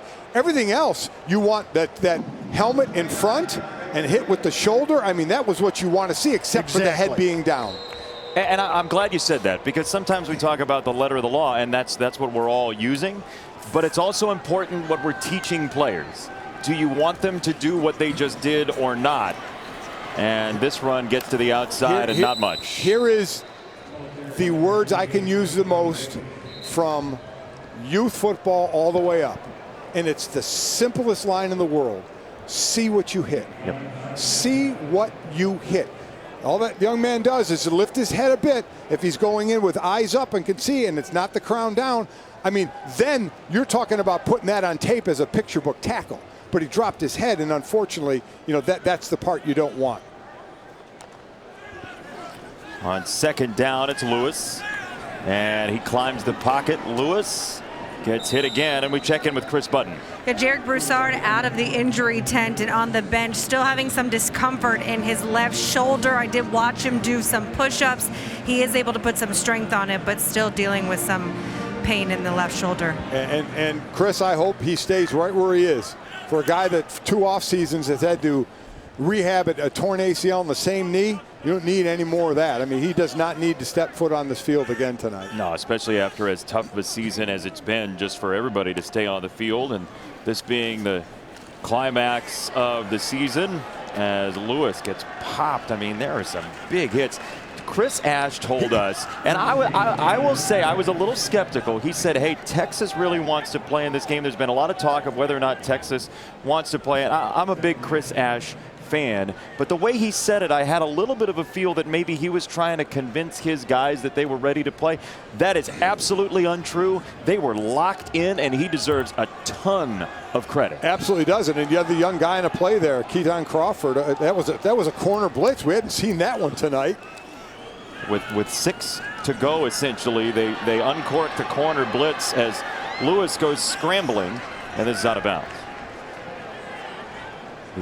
Third down coming up. Hey, New Year's Day, we're going to have some fun in college football, and maybe you will as a Notre Dame guy. We'll find out. Alabama's got a couple Heisman finalists that Notre Dame's going to have to deal with. Yep. Ian Book was talking the other day about the decision-making of when he should throw, when he should run against such an athletic defense. That could be really important in this game. Ian Book, when he's on throwing the ball, I mean, that's when they can be at their best. But when he can be most dangerous, he makes such great decisions on when to run, when to use his legs to make a big play. You see an incomplete pass. And a flag down. But I listen, a lot's going to have to go right for Notre Dame. Let's just be honest, okay? Yep. I mean, the way Alabama's playing, we just saw what Notre Dame happened to them in the ACC championship game. They've got to be hitting on all cylinders. The run game, Ian Book's got to be hitting the passing. The defense, which does have some good team speed, has to play extremely well in this game. Personal foul. Block number 58 and 28. Penalties decline. The result of the play is 4th down. Listen, if it's going to be where Notre Dame is going to have to be very fundamentally sound and hit some big plays, and then they're going to have to make some stops, or Alabama maybe make some mistakes here. I mean, Alabama is playing as the better team. I don't think there's a doubt about that. But Notre Dame certainly has talent. We have seen it without question. They just have to it's one of those games where they have to be the recipient of a mistake out there to try and capitalize and not be the team making the mistakes. I want to know what the play calling has got to look like defensively for Notre Dame, because there are just so many weapons for Alabama. I mean, how do you pick your poison against that team?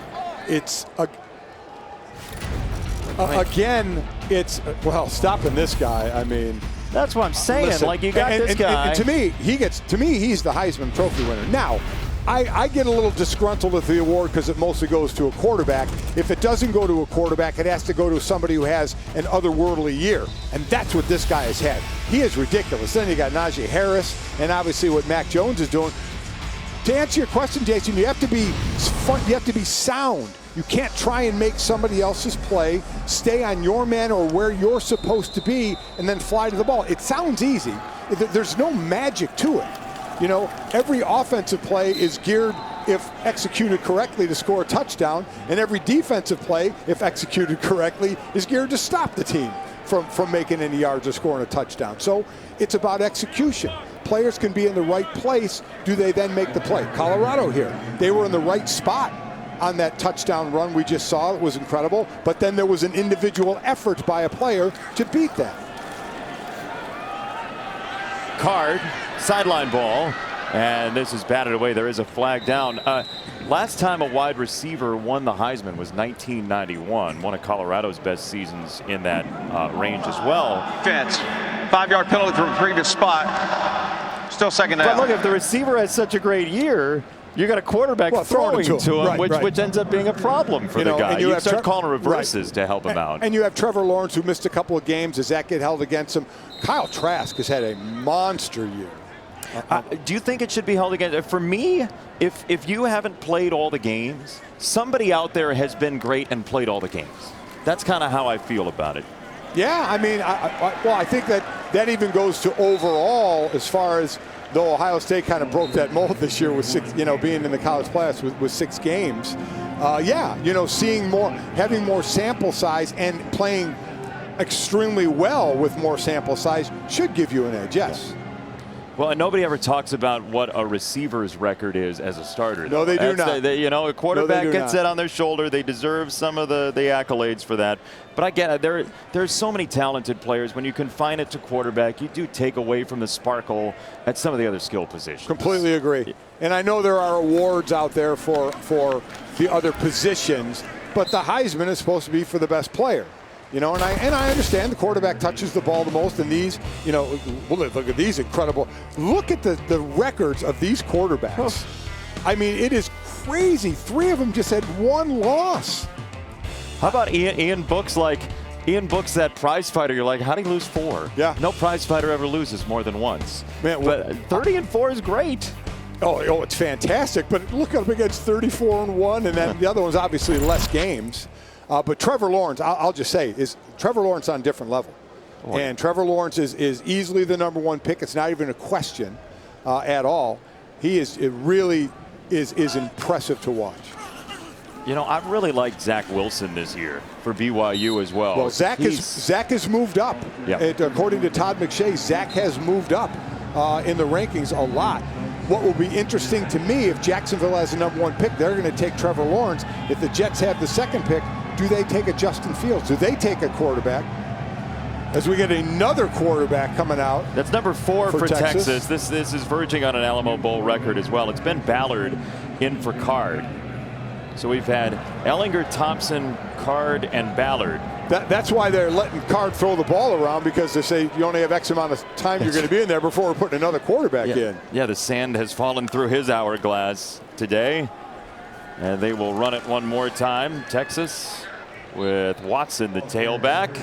But man, Casey Thompson, he didn't imagine he was going to have this kind of night. And you'll see the Capital One postgame immediately following the game on the ESPN app. We'll talk more about this Texas team that has cobbled this thing together beautifully tonight. Things you didn't see coming. Yeah. Casey Thompson, 8 of 10, 170 yards and 4 touchdowns. You didn't have that? Anybody pick that one? You didn't have that in the pool? If you did, congrats. You can come up here and take my gig. Wow. It's only 1:53. They'd have to get here very quickly. They would. Let's just sample size. Run on the bank here. 1:45 to go in the Valero Alamo Bowl. Colorado is going to have to wait another year to get their first bowl win in a while. And a slide from Ballard, and the swell of the crowd was neat here in a season where we haven't had crowds very much. Yeah. To hear them root for a young man who doesn't get playing time and grow with that run, and see Ellinger smiling. Oh, they left him short of the first down. Ellinger's like, come on, give it to him. So Ellinger's saying that's why I don't slide. Let him run a quarterback sneak now. So obviously the biggest question coming out of this game is going to be Sam Ellinger. It's going to be, A, what's the damage to the shoulder, and B, what does that do if he has already decided? Does it affect that decision at all? But the main thing is going to be how bad is the shoulder?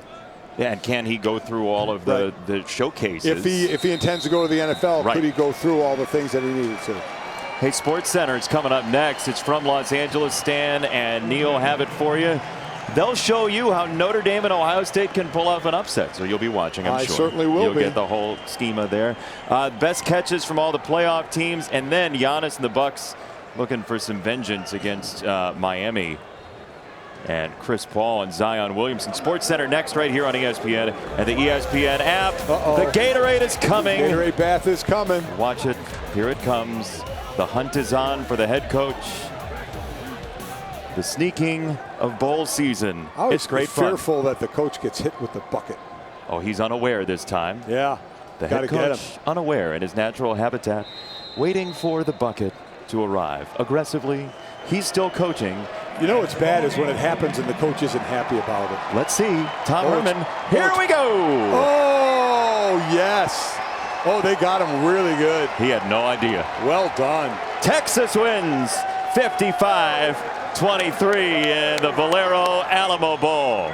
Boy, what an effort from a team. People said, are they going to really want to be here? They're going to want to play. Oh, yeah. Congratulations, the effort by everybody out there. Colorado will see what they can come back with next year after a short but impressive regular season. And if this, in fact, is the end for Sam Ehlinger, a tip of the cap to a guy who had one hell of a career at Texas. An outstanding young man. It's him and Colt McCoy for all the records at Texas. For Chris Button, for Bill Lamagnier, for Mike Golick Sr., I'm Jason Benetti. Our entire crew, we say farewell from San Antonio. Sports Center is next, and tune into the ESPN app for the Capital One postgame, which will include the trophy ceremony. So long from San Antonio. Splash.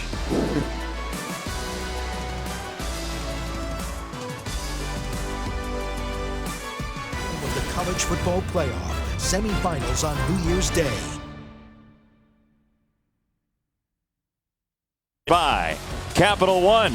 Festivities down to the field are about to begin, but first, this message. Whoa, Susan. Oh, I'm looking for coupon codes. Well, Capital One shopping. Here, Texas wins the Valero Alamo Bowl. We thank you for joining us from our palatial estate at the Alamo Dome. Jason Benetti, Mike Golick Sr. along with you. And look, Texas early took the lead. Colorado came back, fought back to a one-score game. The Longhorns were absolutely too much. Bijan Robinson was awesome. Yeah, they really were. And I thought Colorado was going to make it a game when their defense started coming alive, you know, in the second quarter and giving the offensive opportunities. Then Brendan Lewis came in, the freshman for Colorado, led him on a scoring drive. So just close enough to wonder if they were going to make it a game, but Texas just too much and too overpowering for the rest of the game. Let's take a look at our Capital One rewarding performance for the ball game with 55 points up on the board for the Texas Longhorns. The freshman Bijan Robinson, just a beastly night. Hey, listen, 220 total yards. And 3 touchdowns, catching the ball even though they were screens out of the backfield. That's what I'm going to look for.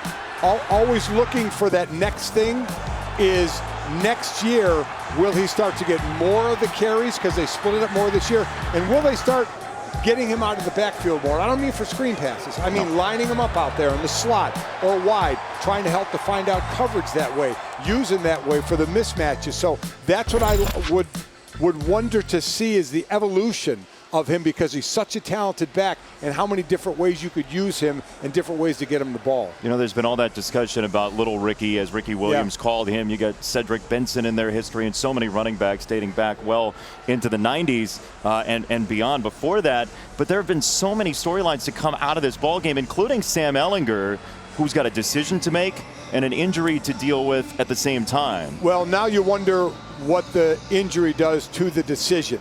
Because if you were going to go pro, again, according to our Todd McShay, the 12th rated quarterback, you're going low, very low in the draft, according to that. Now, for someone like that, you need to throw for people.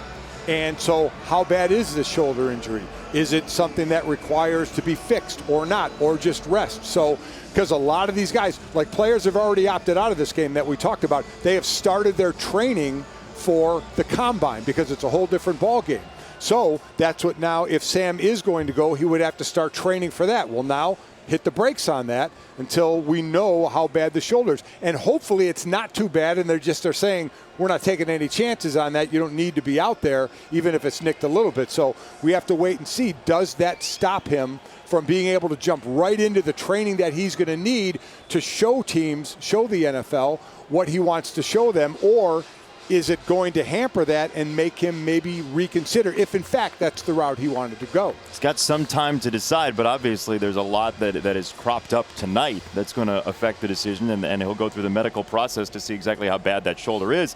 For now, though, Casey Thompson comes in and is a rainbow. He's a shining light for Texas with 4 touchdowns, as we will go to our public address announcer, Pat Evans. Valero Alamo Bowl Chairman of the Board, Clay Jett, and Valero's Executive Vice President and Chief Commercial Officer, Gary Simmons, to present tonight's awards. Well, thank you very much. On behalf of the Valero Alamo Bowl Board of Directors and an amazing team that we have, congratulations to the Texas Longhorns. You guys have absolutely earned the title of 2020 Valero Alamo Bowl champion. The 2nd year in a row. On behalf of the city of San Antonio, we are very grateful to both teams for being so diligent, committed, and persevering this year in keeping everybody safe and representing our conference partners, the Pac-12 and the Big 12. And for all of our fans and our sponsors and our partners, helping us achieve another record-setting goal for $1 million in scholarships among every San Antonio high school and university in this city. A big round of applause for our sponsors tonight. We wouldn't have been so successful this year or any other year as well, too, without us having the very best title sponsor in the bowl business in Valero Energy Corporation. Let's hear it for Valero, and I'm going to turn it over to Gary Simmons. Gary? Thanks, Clay. What a year this has been. Valero's honored to have played a role in safely hosting all these outstanding student athletes in the Alamo Dome tonight. We also would like to congratulate the Texas Longhorns on a fantastic victory and by becoming back-to-back Alamo Bowl champions. I would like to thank everyone with the Valero Alamo Bowl organization and all of the volunteers for your hard work and for putting safety protocols in place that allowed us to play tonight's game. We hope you enjoyed the game, and Happy New Year. The Fred Jacoby Sportsmanship Award goes to Colorado linebacker Carson Wells. Congratulations.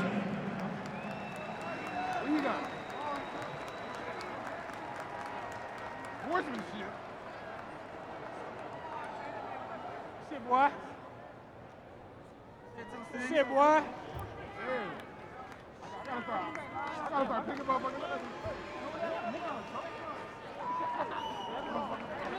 Please turn your attention to ESPN sideline reporter Chris Budden on the field with the Valero Alamo Bowl MVPs and head coach Tom Herman.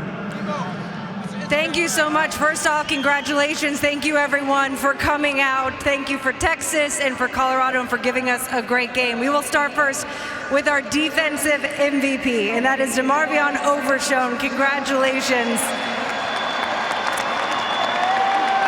6 tackles, an interception, a fumble recovery. Your defensive coordinator, Chris Ash, told us yesterday that there might have been a little chip, that your team didn't want to be here today. What did you show them? We came out today and showed them that, every day we get up and work hard, no matter our situation. Of course, the season didn't go how we wanted to, but we never thought our season was over. We knew we had a bowl game to prepare for, and that's what we done every day. For those that don't know the ins and outs of what it's taken in 2020 to get to this point, describe for us the season, the moment, and what this means right now.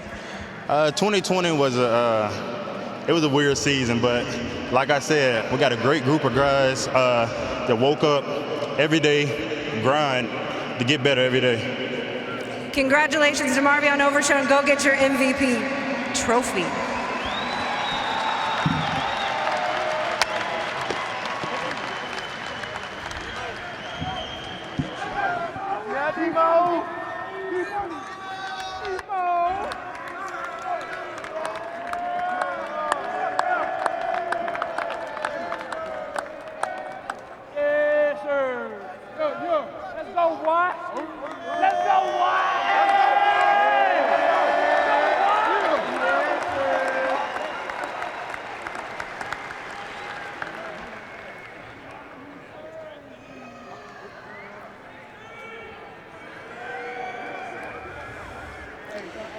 And now for the offensive MVP, which with over 600 yards, what could have gone to many guys, but it goes to the freshman, Bijan Robinson.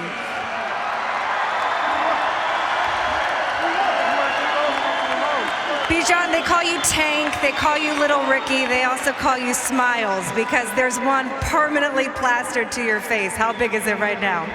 Well, first of all, I just want to thank God because he blessed me to be in this point with my teammates and just be here, and have a performance like I had today. And another thing, I just want to thank my O-line for making them holes open up and just giving me opportunities throughout this whole game. But my smile's pretty big right now. I just, my team, we worked so hard to get here and to, get to this point. But I just feel that, God has blessed us and we just have a lot of work to do for next season. Yeah, it wasn't just today, it was the whole season for you. But overall, what has this bowl experience been like for your freshman year? It's been great. It's my first bowl game, being here with my teammates and just to see everybody here for the support, as much as we can get here. And just, seeing, the atmosphere of this game and what it could potentially be, for the next couple seasons. So it's been a great experience and, I'm just thankful and I'm blessed to be here. Your first bowl game, your first hardware. Go get your MVP trophy. Thank you.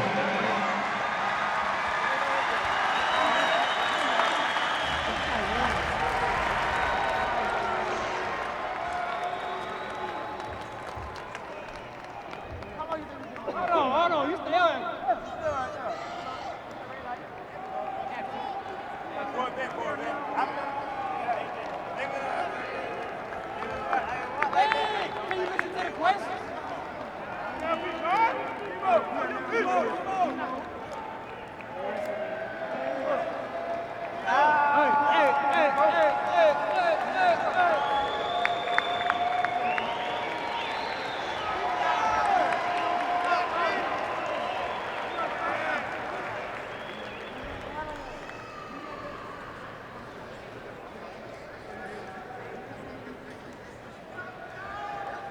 And now the head coach of the Texas Longhorns. Tom, it has been the longest, most difficult college football season ever. What does this moment feel like right now? I'm just so happy for these guys.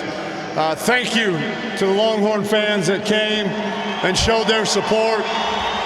You guys were awesome all year long. We couldn't have done it without you.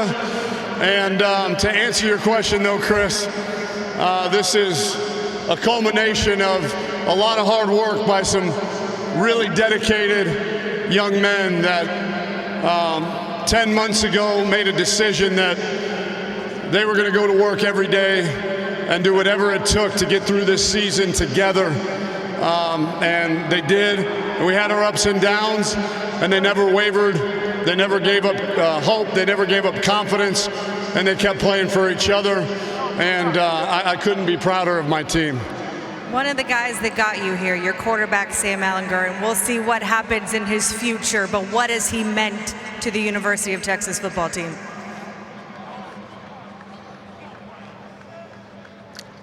I don't have words. He's a fierce competitor.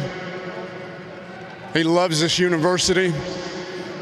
He bleeds burnt orange. I hate that he couldn't finish the game. But we wouldn't be here without him. And to know that he was the leader behind this senior class being the winningest senior class since Colt McCoy is truly remarkable. And I don't know what the future holds for him, but I know that I'm thankful for him being on our team, being on my team each and every day. And what he means to us is indescribable. In the absence of some guys today, we got to see some freshmen and some younger guys step up, and the future looks pretty bright. How bright is it for Texas and those guys that you've got coming back the next couple of years? Well, we got a little work to do. Obviously, we're a little bit thin. You saw that when some guys went down with some injuries. I mean, we were playing guys out there that literally were getting their first snap in a college football game in the Valero Alamo Bowl. And but I'm really, really proud of the young guys. Proud of the old guys, too, for mentoring them and believing in them and encouraging them, and just really, really excited about the future and what these last 2 games, playing so many young guys, has shown the trajectory of our program and what we're capable of with these young guys. Finally, how did the Gatorade bath feel? Cold. I appreciate it. Congratulations. Go celebrate with your team, Dom. Thank you.